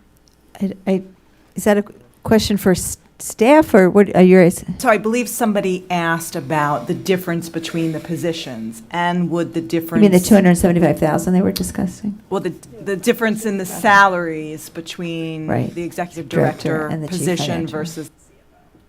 So it was stated that it may or may not involve a salary difference. I just want to make sure that that's correct. No, the positions, different positions carry different salaries, so there is a salary reduction, but what Mr. Saris and myself were explaining is that this is a package. This is part of the reduction in the Division of Finance, and so that's where the $275,000 item came from. Okay, thank you. Okay, so we have had a second on the motion and discussion. So may I have a roll call vote on Ms. Henn's motion to, Ms. Gover, do you have the wording of her motion? I mean, amendment to the motion. You want to repeat it, Ms. Henn? I believe I'm out of time, according to Mr. Burns. So I believe her amendment. You can repeat a motion. Okay, you may repeat your amendment. My motion was to amend the organization chart to elevate the position of Executive Director Fiscal Services to Chief Financial Officer. May I have a roll call vote on her amended motion, please? Ms. Chike Kalu? No. Ms. Jaleski? No. Dr. Savoy? No. Mr. McMillian? Yes. Mr. Young? No. Ms. Dominowski? Yes. Ms. Henn? Yes. Ms. Frempong? No. Ms. Booker Dwyer? No. Ms. Harvey? No. Ms. Lichter? No. Favor is 3. Do I have a motion to approve we already did that. We already have the motion and the second for the original motion, correct? Okay, so may I have a roll call vote on the motion to approve the proposed 2025-2026 organization chart as presented in Exhibit P? Ms. Chike Kalu? Yes. Ms. Jaleski? Yes. Dr. Savoy? Yes. Mr. McMillian? Yes. Mr. Young? Yes. Ms. Dominowski? Yes. Ms. Henn? No. Ms. Frempong? Yes. Ms. Booker Dwyer? Yes. Ms. Harvey? Yes. Ms. Lichter? Yes. Thank you. Thank you. The next item on the agenda is the consideration of the proposed FY 2025 budget appropriation transfer, and that we're going to call Mr. Saris. Bless you, bless yous.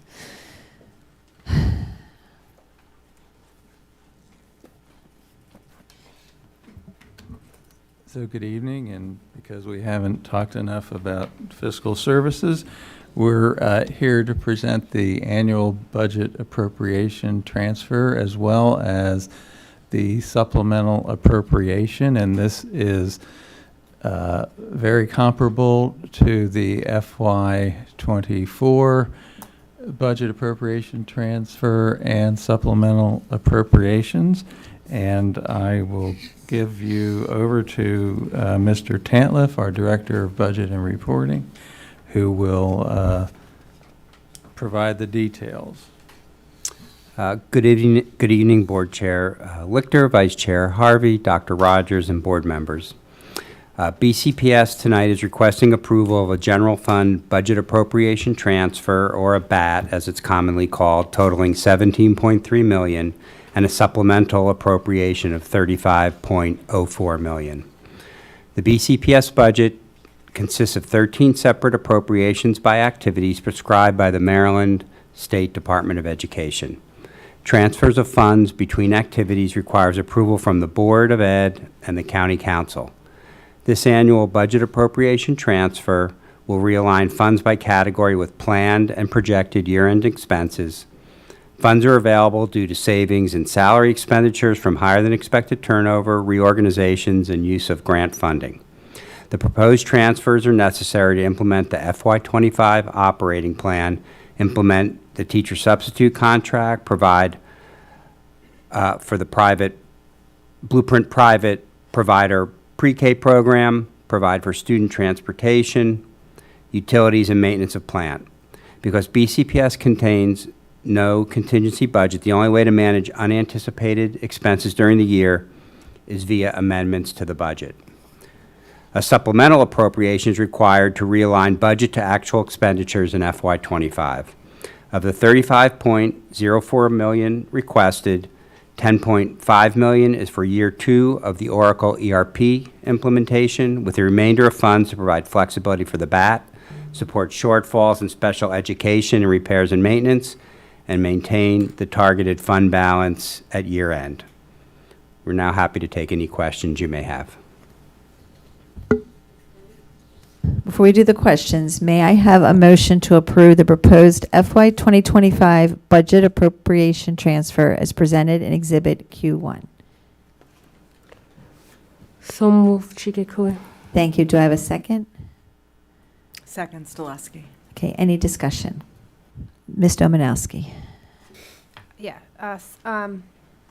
no, on the bat, it says there's a 7 million decrease to the instructional salaries. Are these just positions that we didn't fill, or are these decreases in salaries of instructional staff? It's just normal turnover and vacancies that occur during the budget. It's a very small percent of the total activity. So it's not any positions that, we needed to eliminate, or they're just, No, those are all school-based positions, and none of them have been frozen. We fill them as fast as we can. okay, thank you. Other discussion, questions? Ms. Henn? Thank you. The transfer of $4.5 million from CNI that was used to forward purchase materials using Maryland Leads funds, can you speak to what those materials were that were forward purchased? Maybe Dr. DiDonato? I think it's the science of reading that was funded. I'm going to just let Mr. Saris keep going. Keep going. You're on a roll there. Look, I came up and you got it. Maryland Leads had several strands in it, one of them being the science of reading. So we were able to pre-purchase for FY25 using Maryland Lead funds, like our open court materials. So the money that was allocated for like our textbook open court materials, for example, we were able to hold that money, not spend it, use the Maryland Leads to purchase those materials. Likewise, we were able to purchase some of our Houghton Mifflin materials from our reading series using Maryland Leads because, again, it's aligned with the science of reading, so it was an approved expenditure. So we were optimizing grant funds, and then that money was able to be held instead of using it from our textbook fund, which then could be returned back. Thank you. You're welcome. Any other questions? May I have a roll call vote on the proposed FY 2025 budget appropriation transfer? Ms. Chikekulu? Yes. Ms. Stoleski? Yes. Dr. Savoy? Yes. Mr. McMillian? Yes. Mr. Young? Yes. Ms. Domanowski? Yes. Ms. Henn? Yes. Ms. Frempong? Yes. Ms. Booker Dwyer? Yes. Ms. Harvey? Yes. Ms. Lichter? Yes. Thank you. And you may already have talked about this, but I'll read my script. The next item on the agenda is the consideration of the proposed FY 2025 supplemental budget appropriation. And again, I call on Mr. Saris. And I'll let Mr. Tantliff review this as well. It's a lot of the same items from last year. Thank you. And as I mentioned, the supplemental is required to realign budget to actual expenditures in FY25. It ties very closely to the BAT as a package. And as I mentioned, the $35 million requested, 10.5 is for year 2 of Oracle.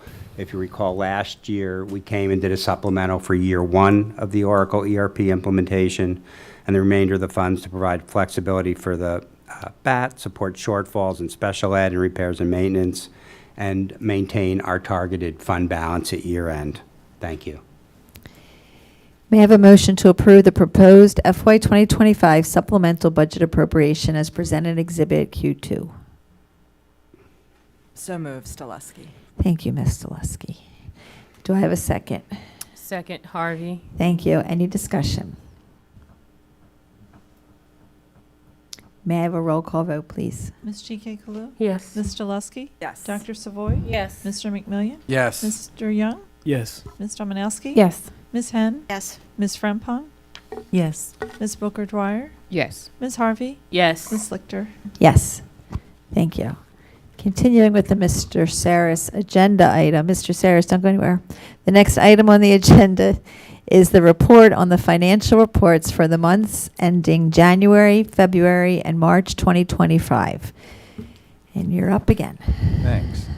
So, good evening again, and this is a new item for our board agenda. In April, I believe we had January and February to present, and another month has elapsed since then. So I now am presenting a full quarter of financial data, and I'm going to start at the end here with March, because that represents basically 3/4 of the fiscal year. And then if we have any questions about January and February, I'm happy to take those. So in summary, as I said, we have our revenue collections through the first 3/4 of the year are at 74.6%. So that is on track. Most of the revenue comes from the state and in the county. The state pays us every 2 months. The county, we typically draw against our general fund appropriation on a biweekly basis, and so those revenues are recorded as they're received, and it's fairly consistent with the calendar year because payroll drives the whole thing, and every 2 weeks we pay. In terms of expenditures and encumbrances, we are at 73.8% of the budget, and so that again aligns. Maybe should I be reading from the PowerPoint? Go ahead. Okay, sorry. Okay. I guess I missed something there. Yeah, I'm doing this from the full report. Sorry for confusing everybody. So again, revenues, expenses are in alignment with the percent of the year that's elapsed. By expenditure categories, I wanted to go through each of those. You'll note that administrative non-salary costs are approximately 131% overspent, and that is due to the ERP project, which is a non-budgeted project, and county government, and we agreed last year for the first part of the project that we would appropriate a portion of fund balance to pay those fees, and so that's why you see the budget overspent, and is the foundation for both the BAT and the supplemental appropriation to bring that into alignment. Instructional salaries, again, are perfectly in line with the percent of the year elapsed, and that is also true for instructional textbooks and supplies and other instructional costs. Special education, you'll also note, is the non-salary portion, 107.5% over budget, and that is the biggest single item on either the BAT or the supplemental appropriation. It's very similar to prior years in which we have increased the salaries for additional assistance. Related services are expanding, and the tuition increases for non-public schools are driving all of this. And again, it's been addressed in both the BAT and the supplemental appropriation that we've considered tonight. Transportation non-salary expenses are at 105.4% over budget due to the increased need for contractors and the variable cost of fuel. That is also an item addressed in the BAT and supplement. Maintenance of plant and capital outlay are at 119% of budget, and those are really due to not just routine maintenance but unexpected repairs. And as Mr. Tantlev said, we don't budget for contingents, so that is something that we've addressed in the BAT and the supplement as well. And we also have a summary of grants every 3 months. And I think the most important item in that part of the report is that we have fully expended all of our COVID relief ESSER federal funds, well within the most recent announcement from the Department of Education. So while the state of Maryland has accumulated $233 million of unspent requests, we have fully spent that money, and I really think that was an outstanding effort on the part of the board and the superintendent and the school system to make really good use of that. And I'll just remind everybody, most of it did go in the form of teacher compensation and employee compensation overall. And I am really sorry for totally missing the boat on the accompanying slide presentation. That's just how out of date I am. But I'm happy to take any questions. Right. You did not miss the boat. The slides were. Okay. All right. There's one. Okay. Thanks. It is 10:21, so. Okay. Okay.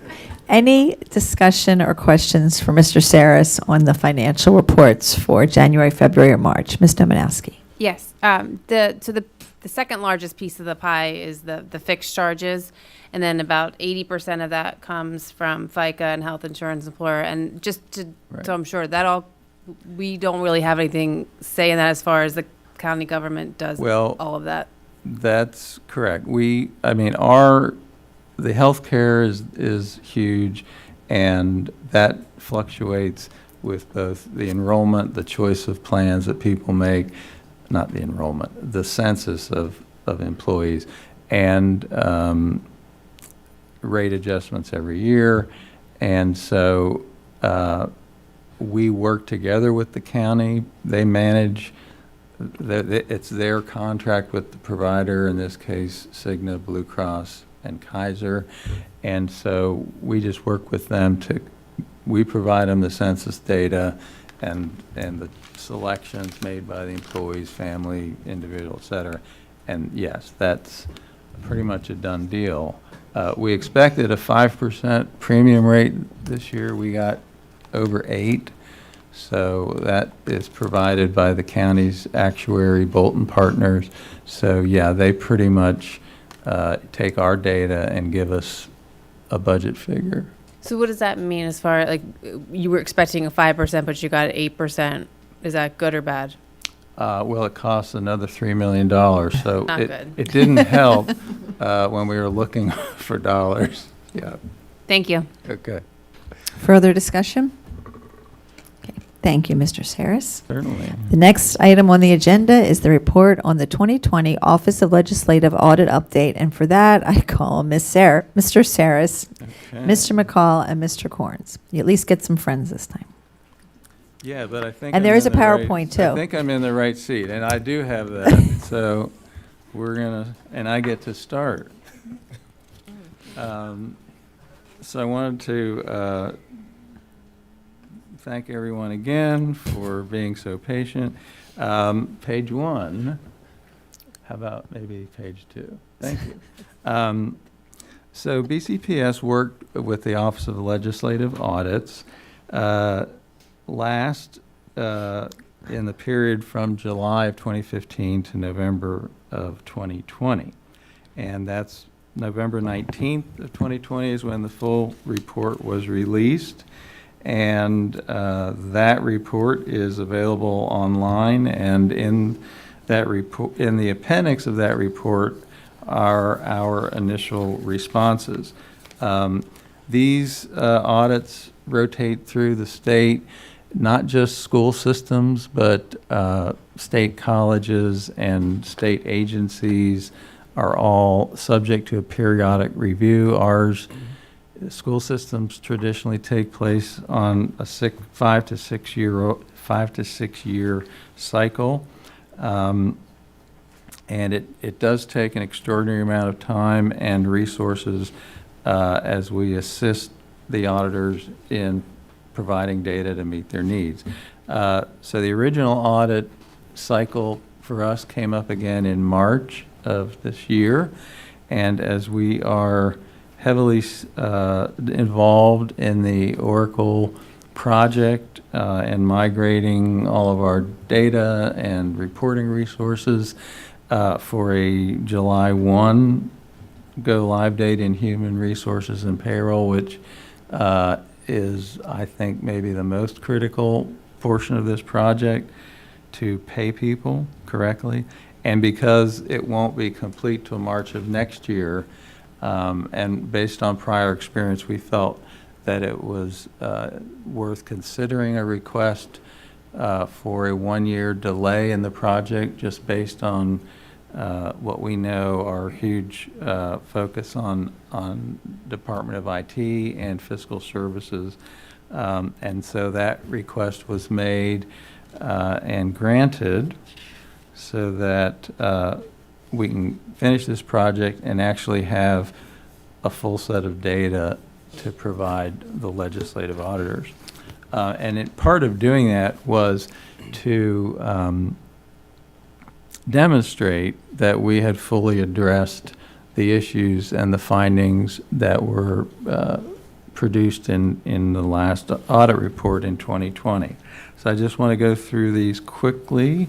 Finding number 1, procurements were not always made in accordance with established policies, in this case BCPS policies, or applicable state law. And that was completed October 31 of 2021. The second finding, BCPS written policy did not define criteria for what constitutes a contract modification and did not require a signed contract modification to support changes to terms and conditions. And we completed that March 30 of 2022.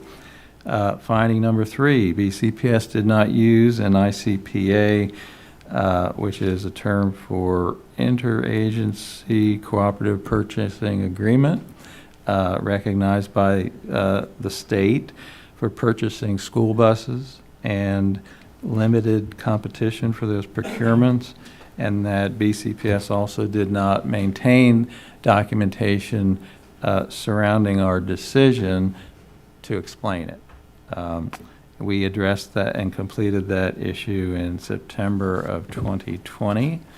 Finding number 4, BCPS did not have a written policy requiring the documentation of the receipt of goods and services prior to making the related payment, and we permitted the prepayment of vendors for services without a formal BCPS policy to that effect. And BCPS did not ensure that contracts were properly executed prior to payment. That was completed, the bulk of that was completed by April 15th of 2022, and we will have incorporated that in the design of our Oracle Financial Services package, and so that will be completed March of 2026. And Mr. McCall has the next item. Thank you, George. Excuse me.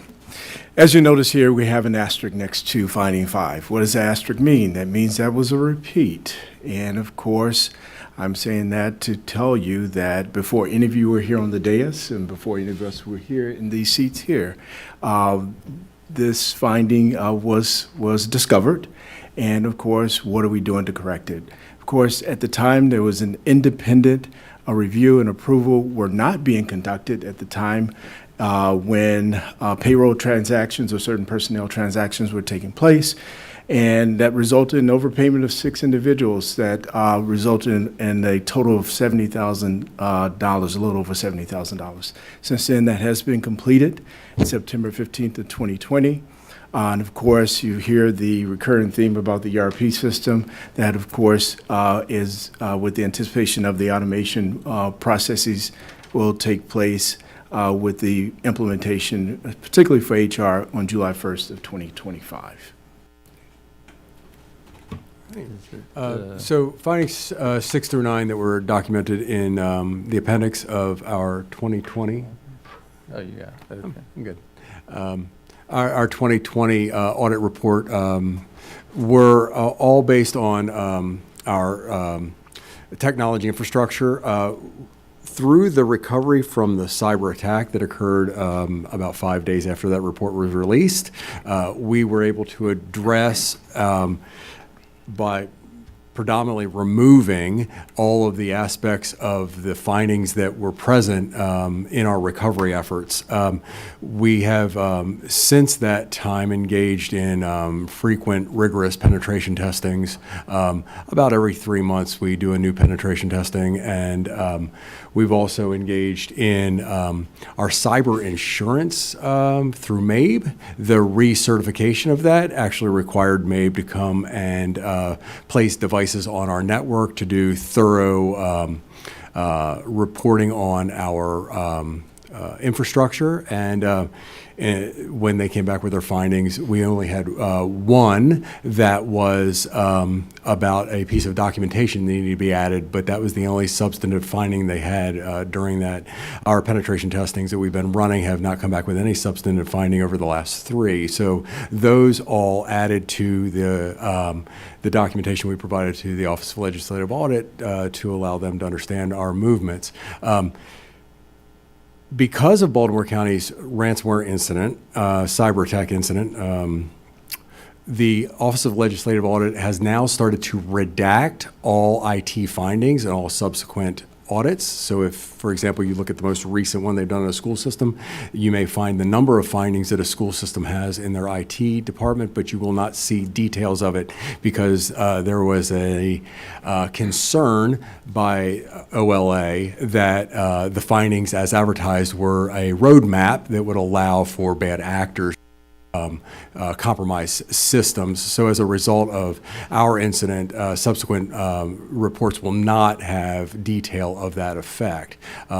The responses that we did provide back fell under the same category of privileged information about cybersecurity presence, so that's why we have not provided directly what they were, but in a very high level I can say that based on the report that we did back in December of 2021 and data we were provided, OLA was satisfied with our responses to those. And so with that, Dr. Grimm elected to have me also present that there's a transportation finding that we completed on September 15th that was based on the way that we were doing routing and the way that we were doing routing software, and in our recovery from our cyber attack, that was something that we stood back up in a way that addressed this concern. And Mr. Saris? Yes. The last finding, 11, related to healthcare claims, and as you may or may not know, we and county government are self-insured for healthcare, which means that we pay the bills and we have a third-party administrator that processes the claims. And of course, the annual claims in this year of 2019 were $152.2 million. They're up to about $200 million for next year. And they asked us to ensure that these claims had been reviewed by a third party. And in this intervening period, the county government has undertaken that effort, at least for prescription claims. It's really not something we can audit because we're sort of a subsidiary of the county government that manages the whole process and vendor relationship. And so I have asked them to let us know when they plan to audit the medical claims portion of the program, and we'll provide that information to the legislative auditor as soon as we have it. And the final page here is that As I've said, the auditor received our information in March and granted that delay. The next audit that begins in March of '26 will pick up from November of '20 through March of '26. And based on our experience, they'll be here till 2027. And hopefully most of us will be here to read that report when it comes out. And as I said, it's meant to be aligned with the ERP project, which is really the source data that the auditors will need to work from. Thank you, gentlemen. Any questions or discussion from board members? Ms. Domanowski. Yes, I think you know what I'm going to ask, but I think this is where my concern comes in with the government taking over our alignment as far as health insurance, is that now we don't know how to check this because we have to rely on the county government to be that third proprietor. Well, why can't we have access to that so that we can look over it too? Well, I have asked, and it will cost us the money. In other words, you have to hire a third-party auditor, a claims auditor, and I'm sure that's how the county approached this with their prescription claims audit. If that's something that we wish to undertake as a system, we would need to identify the funds and possibly use the county's vendor and make sure that they're willing to share that data with us. They, to county government, we are the Department of Education. we would need to work cooperatively, but I'm sure the cost would be ours. Right. I mean, it is ours. We still have to, we pay the bills, but we essentially don't really see line by line what we're paying for at the moment. No, we don't. The county has that data. They hire Bolton Partners, and Bolton Partners recommends additional contractors to do the audits. If the board wishes to pursue that, they can work with the superintendent, and then we in turn can work with the county benefits office to see if that could be accomplished. I'm sure it will be many hundreds of thousands of dollars, but if they're, if you're willing to fund it and the county's willing to cooperate, it can be done. I mean, I'm not trying to make light of this situation. There's a lot of money in healthcare. It costs a lot of money. And when we don't get to see the competing bids, we don't actually know if we're saving or not. So that's why I brought it up. But thank you very much. The county's procurement office does the bid, and they bring us in as participants. Okay. Ms. Henn? Thank you. Mr. Saris, had we proceeded with the audit in March as scheduled, would we have been providing the auditors with data from one system rather than two, given that we are going to Oracle in July? Well, everything currently is in the legacy system, and it all gets moved over July 1, and so we would then be running reports out of two different systems that had not been combined yet. And that is really one of the major impediments to starting this project as it was scheduled. But either way, and earlier when we discussed a contract, that we will continue to move forward with data for calendar year 25 in two systems. So whether we did the audit in March of this year as scheduled, or whether we got the year extension, which we know we did, we would still be running reports for calendar year 25 out of two systems. Correct. Is that an accurate statement? Yeah, yes. And while we, In addition to the data, we also have an entirely new chart of accounts in Oracle. So we'd be using different account numbers for the same activities.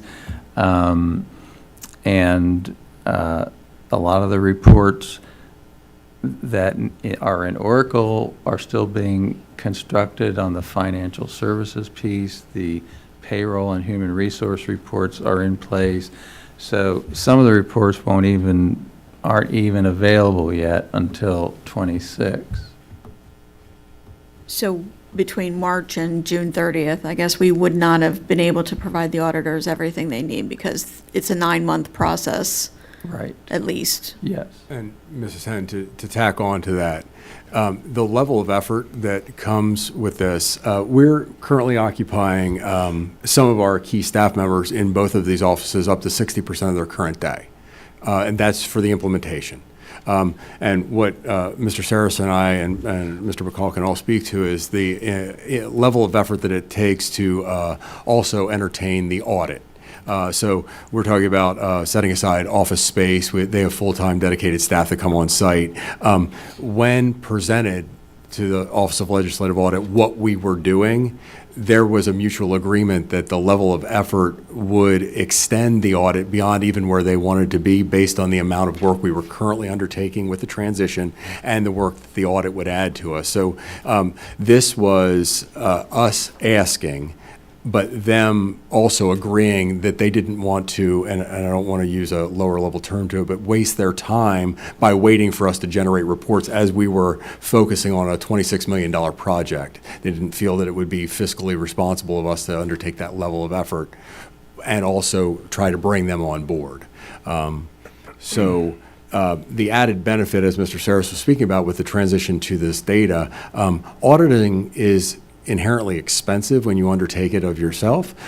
We will gain the benefit of having transitioned to the new ERP system by the time this audit starts, and the state of Maryland will then audit the data within that. So we'll actually be gaining the benefit of basically a free audit of how our data moved in. So there is an underlying inherent benefit to BCPS for a free audit of how our data was transferred.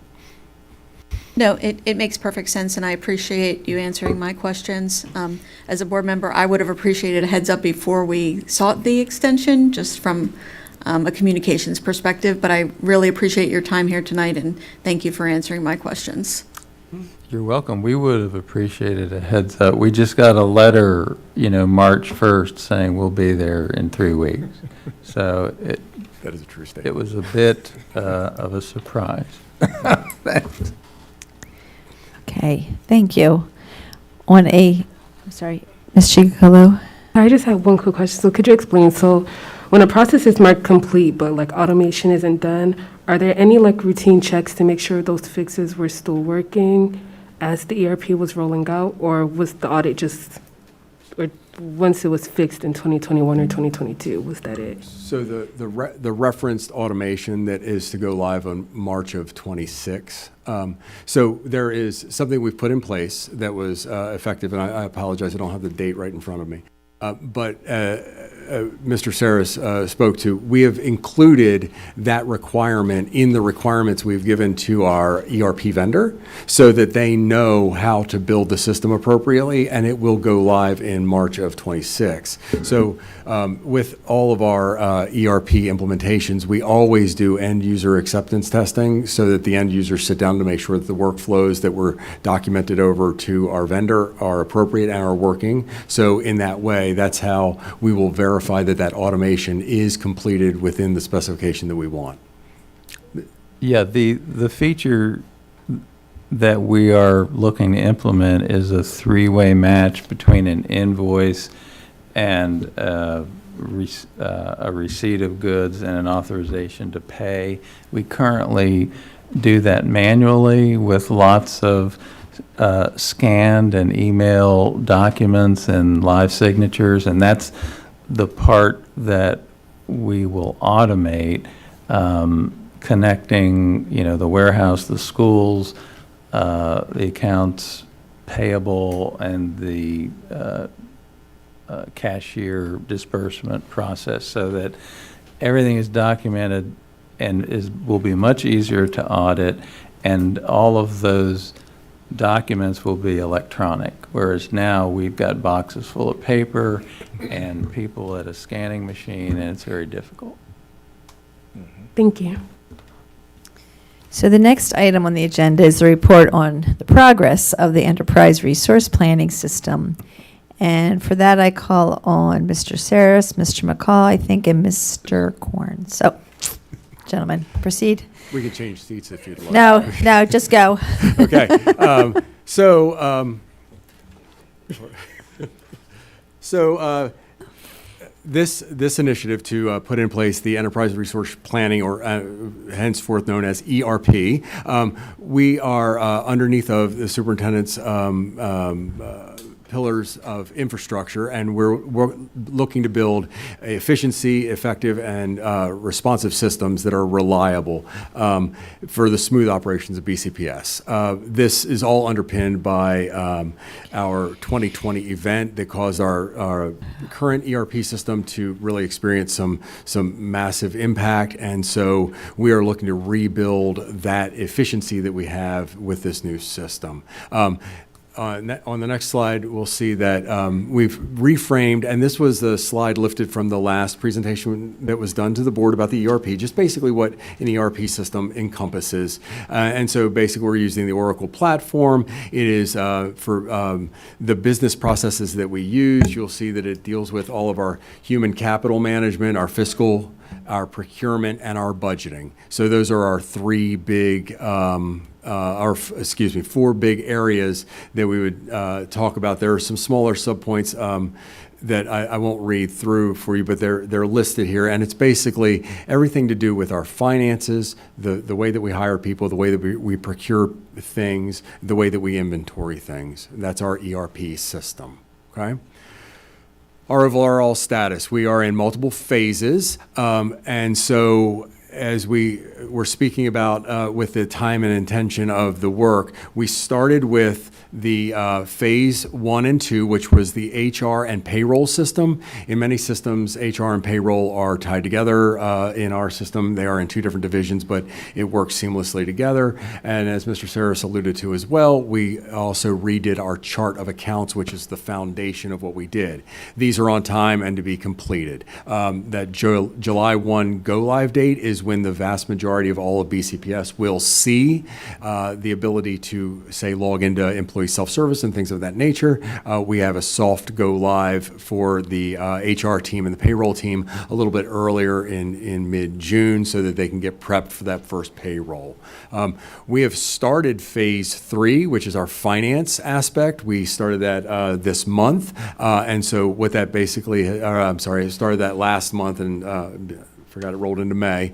We started in April and we've moved in. And so currently, the HR team is seeking to wrap up, the finance team is spinning up, and the IT team is now double encumbered, but we have bandwidth to support that. Those activities began on time, and we are projecting the go live of March of 26. So here's our implementation timelines. July 1, we have in place our HR chart of accounts, our staff self-service, the benefits packages, payroll, recruiting, onboarding, the ADP W-2 tax pieces, our absence management, time and labor. This also includes employee self-service. And so the go-live of April 1st or the end of March as the final implementation, we're looking to get our general ledger done, our accounts payable, accounts receivable, fixed assets, cash management, expenses, purchasing, budgeting, our supplier portals, self-service for purchasing, and our planning and budgeting and our narrative reporting. All of those things are what we're putting in place. Those are the workflows that are encompassed by both our finance group and our HR group. In addition to that, we are working with our implementation vendor, AST, which was approved by the board, to have post-go-live supports, as this is a new system to BCPS, so as we come up to speed, there's a lot of work that needs to be undertaken. So we're working with the vendor to do some intensive vendor support for 3 months after each go-live. So we will go live July 1. We will have all of the month of July, all of the month of August, and all of the month of September, where the vendor team that was working with us is here to support us. The reason why that is so important is because we actually have 2 payrolls that we have to start. The 12-month employees start in July, and the 10-month employees start in September, August-September timeframe. So we wanted that vendor support during critical points. One of the most important things that we can do is make sure that our staff is paid appropriately. Okay, we're then engaging our vendor in managed services, which will be about a 2-year service package that they'll have afterwards, where they will give us some elevated ability to call help desks and get support on the processes that's working. We have Oracle training that we are continuing with all of our internal staff, and we're also engaging our vendor in something called testing as a service. Oracle comes out with quarterly patches. Those quarterly patches sometimes will run the risk of breaking our automations or breaking our integrations or whatever they might be. So for a very reasonable fee, our vendor, our implementation vendor, will take our build and run the patches against that build to verify and provide us with reports of anything that needs to be addressed. So on the next slide, this is a little bit of our qualitative data. Nope. Yep, sorry, I'm one ahead. Mr. McCall and Mr. Saris are going to break my stride a little bit and speak to their 2 boxes I can mop up. All right, thank you, Jim. First of all, I just want to say thank you to the board for actually approving the funds to move forward with this Oracle project, and also thank Dr. Rogers publicly as well for actually saying, okay, we really need to fix HR. And we started with HR where typically we probably would have started with finance first, but then going with HR was something that was proven to be impactful. And of course, the last thing I want to say, before I'd be remiss without saying it, thank you to not only the team, but particularly HR for the work that they've been doing day in and day out, the countless hours that they've been doing to move this project forward. So as we see here, the process with applying into HR or even applying for positions which you're currently in the system will be done through Oracle. It is also, we have through onboarding and offboarding will also be a process that will be implemented through Oracle as well with automations and workflows. We'll also be able to do things more seamlessly and efficiently with the integrations with Oracle so that we can avoid the overpayment of employees. As far as payroll goes, the biggest advantage for us will be electronic timekeeping. Last year, we went live with UKG for the AFSCME employees, the hourly employees who are not office-based, but access modernized time clocks stationed throughout the system. And so for this year, July 1 and forward, we'll have a web-based time clock for the salaried and professional teachers and the office-based clericals. So that will complete the transition for timekeeping. And you may remember when we discussed the single audit, a number of those findings were missing timesheets because they're on paper in boxes and they couldn't be located. So this is going to address a number of issues, including hopefully making it easier for employees, and moving the entire system to arrears is also part of the scheduling, which will mean that when you get your check, you're not really getting paid in advance, you're getting paid for the work you've actually completed, and your leave usage and accrual records will be up to date when you get that payroll. When people separate, it takes 2 to 4 weeks before we can close out and pay out their leave balances.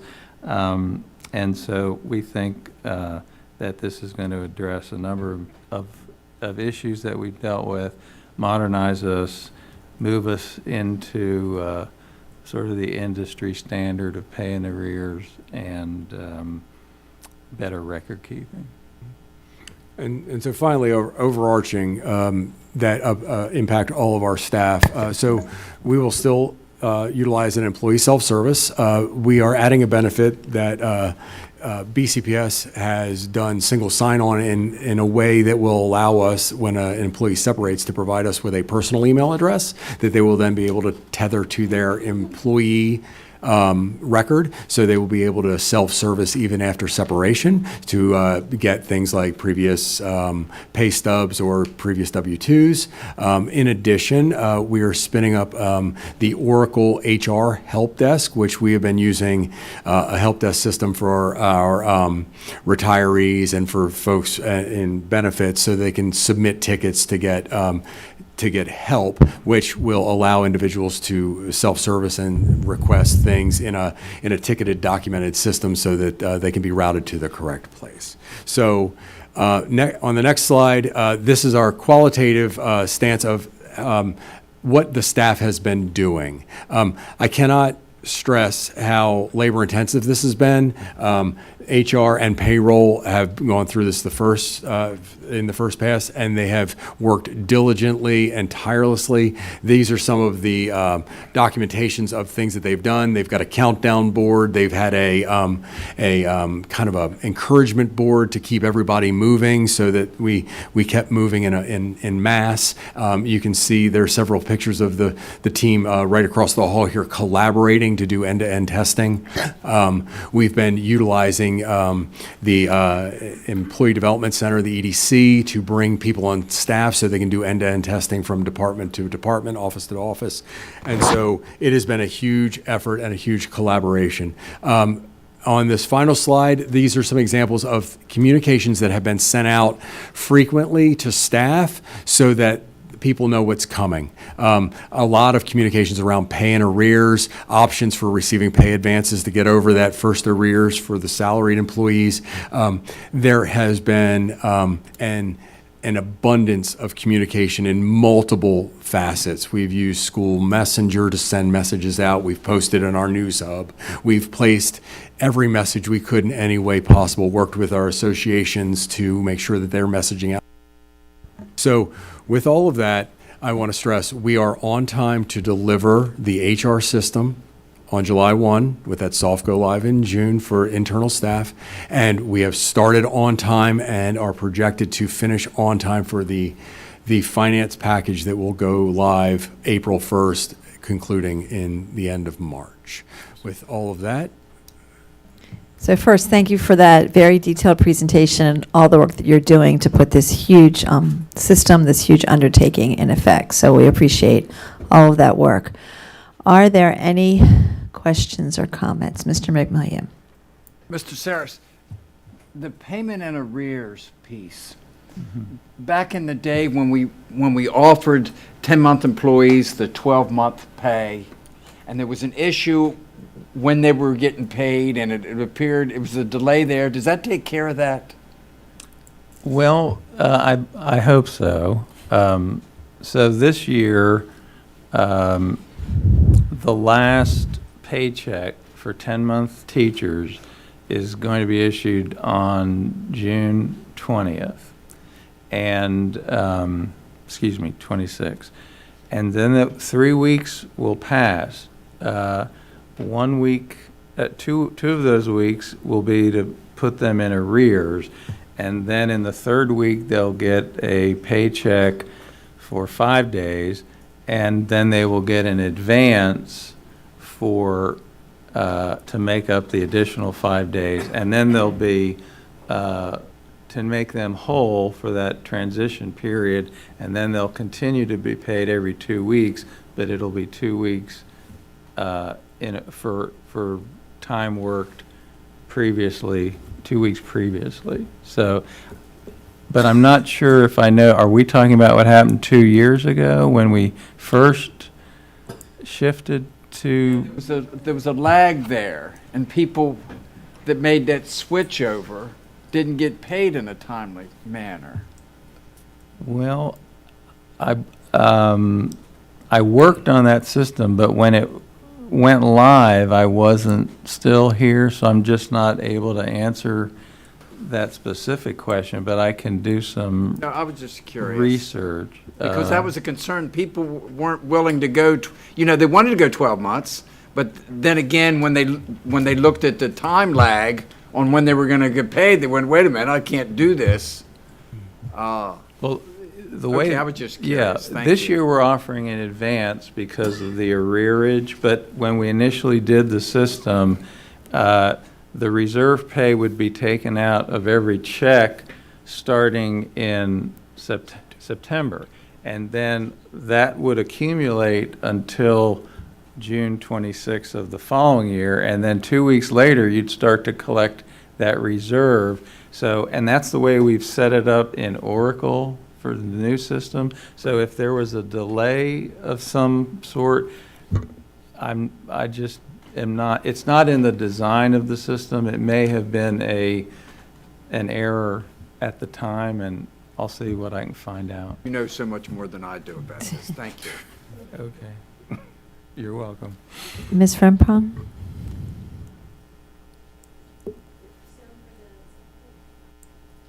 Let's do this. Okay. So for the support that we're going to have post, right? Is there going to be any type of vendor support, though, kind of as a since we are doing some internal rollouts? So will we have some vendor support during that time as well to maybe address any issues before we get to the go live? Ms. Fernbach, I want to make sure, you said pre-supports, right? Yeah, okay. Like right, before it's, so if it's the April 1st, I'll go with this July 1st. So July 1st, 2025, are we going to have something prior to that for vendor support? So, yeah, so that support that we're going to utilize. Right now, the vendors are meeting with our staff every day. We have implementers every day. They're working through, so we've done end-to-end testing to make sure that the workflows go. We've done user acceptance testing, which is our staff making the thing go through its paces while the vendor was there. Then our staff was feeding back to the vendor, this worked, this, and I'll use the term that they used, this failed. Then the vendor would go back and correct it, and then we would rerun the process. So that support that we're getting currently with this implementation, which is very intensive, very proactive, and consistent. The thing that we're utilizing here is we're taking the same team that our staff has been used to working with, and we're keeping them on instead of releasing them back to AST to go to work on other projects. So they'll stay with us for 3 additional months. So the faces and the talent that we've grown accustomed to will be with us as we transition. So to your point, we have huge vendor support during implementation. The same folks will be there the minute we flip the switch, and will stay with us to solve anything that may come up. Is that help? That's a great plan. Thank you. Thank you. And in fact, today we actually had an HR staffing training at EDC, and there were AST folks there to support us during that training, so that once we, like Jim said, once the switch is flipped, we're ready to roll out, and they've been there pretty much every day. And to add one point to what Mr. McCall just added, it's important to note that the vendor was there to support us today, but his staff were providing training. Yes. So his staff were able to not only know what to do, but able to re-deliver for others to learn. So that's the level of intention we've brought forward with internal staff to make sure that they are ready for this. Okay, thank you very much. Oh, Ms. Booker-Dwyer. Just 2 questions. So when I look at the April 1st, 2026, under the planning and budgeting under the financials, is there a school-facing, like will principals be able to do their budget here in this system and it'll roll up to central office? So, Ms. Booker-Dwyer, the budget planning will be very similar to what we're doing what we have now, where there is an interface where end users, so I manage a budget, as well as some of my staff have, and so they will go in, they will do their appropriations, their allocations, they will adjust their numbers, and so that budgeting will be accessible to anyone who controls a central office level budget. And I say that because school activity funds are something different, right? But if you are allocated funding from the central, you would have the interface into this to do budget. So speaking specifically to whether or not school facing or not, it just, if they have a budget, they would go into the budgeting tool. Okay. And would, at the school level, would they be able to go in and see, the number of times a teacher was absent in the building, So one of the big changes that Mr. Sarah spoke about is, and I want to be clear, Montgomery County in their implementation, they also moved past paper timesheets as well just recently. So it wasn't like we were so far out of that. But the paper timesheet basically, and we've used the term paper process so that we can get people down to what the process looks like. So when I fill out my timesheet, however I do it, electronically or not, my supervisor has to approve that time is accurately input. So that's where the supervisor at the school level, like say the principal, would go in and make sure that time was submitted appropriately. For our salaried staff, the time and attendance web clock is basically going to look like I need to have a day off. So I'm going to go in and request a day off, and then that will be approved through workflows, whereas with our ESPBC staff that are hourly, they will have hourly input that they will take care of. And our AFSCME staff, just so I can circle it all the way out, are still remaining in our UKG-ready Chronos time clock. They have very complicated rules that needed to have a little more robust. Thanks. Sure. So we look forward to the next update, whenever that may. Did somebody miss? Hello, go ahead.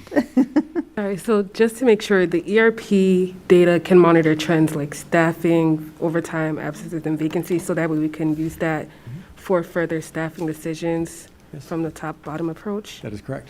Okay, and then that means like principals won't necessarily, you were talking about central office funding, so like you were talking about specific school funding, so central office staff will be able to track their budgets and their requisitions in real time, but it won't happen at like a administration level? No, it will. Oh, it'll happen It will. I'm sorry, that specification was very, very narrow. Many schools have school activity funds. So, for example, if you buy a uniform, or if there is funding that the schools manage in and of themselves, and there's a separate process by which they do that. When I say central office funds, what I mean is there is Baltimore County Public Schools assigned to Baltimore County Public Schools account strings that are assigned to different groups, and so that anyone who has one of those assigned to them would be able to monitor their spending, their encumbrances, their allocations in real time. Okay, thank you. Sure. So again, thank you for all this information. We look forward to the next one. Mr. Corns, I don't think I've ever seen you so excited about something, so I know your enthusiasm, passion truly are obvious. The next item on the agenda is information, which includes the final update on key school legislation. The next part is, do any board members, I'm not going to go around, if you have a comment or consideration for agenda item, please raise your hand. Ms. Booker-Dwyer. So the Baltimore County Education Justice Table shared a resolution that they wanted the board to consider, and so at some point, could we put that on the agenda for the board to see and weigh in on? Yes, and I had shared that with the superintendent recently. Thank you. Ms. Dominowski? I just wanted to also say Happy Educators Appreciation Day. We appreciate all of our educators out there and everything that you do for our students in our classrooms and in our school buildings. And also Happy Mother's Day. Yeah. Ms. Stoleski? Thank you. Just a quick thank you and shout out to, I believe it was Dr. Pamela Rubel from a parent from Chesapeake Terrace Elementary School, for expressing her concerns about emotional supports for the school, and I'm sure BCPS staff members will follow up with you and follow up with the school and your concerns. And to Dumbarton student Lucas Hike for speaking on behalf of so many students regarding stress levels during this test-intensive time of the year. And again, thank you to Dr. Ferrone for advocating for incorporating more values and patriotism in school instruction. Thank you. Mr. McMillian? Can at some point we talk about later school starts? I mean, that's been out there a little bit. There was some legislation through the state this year. I'd just like to hear an update on what the state's talking about, and, you know, if that's something that we would consider, you know, maybe an investigative kind of group looking at for the future down the road, you know, a couple years. Okay. Thank you. Okay. The next is announcements. The last item on the agenda is announcements. The board will hold a public hearing on the FY 2027 capital budget virtually on Wednesday, May 14th. That's next week at 6:30 p.m. Sign up will be through the online registration. Again, that's a virtual meeting on the FY 27 capital budget. Our board's next meeting will be held on Tuesday, May 20th, 2025 at 6:30 p.m. I want to thank staff for all their presentations. I know this is a late evening and you have work tomorrow morning. So thank you for joining us tonight. The meeting is now adjourned.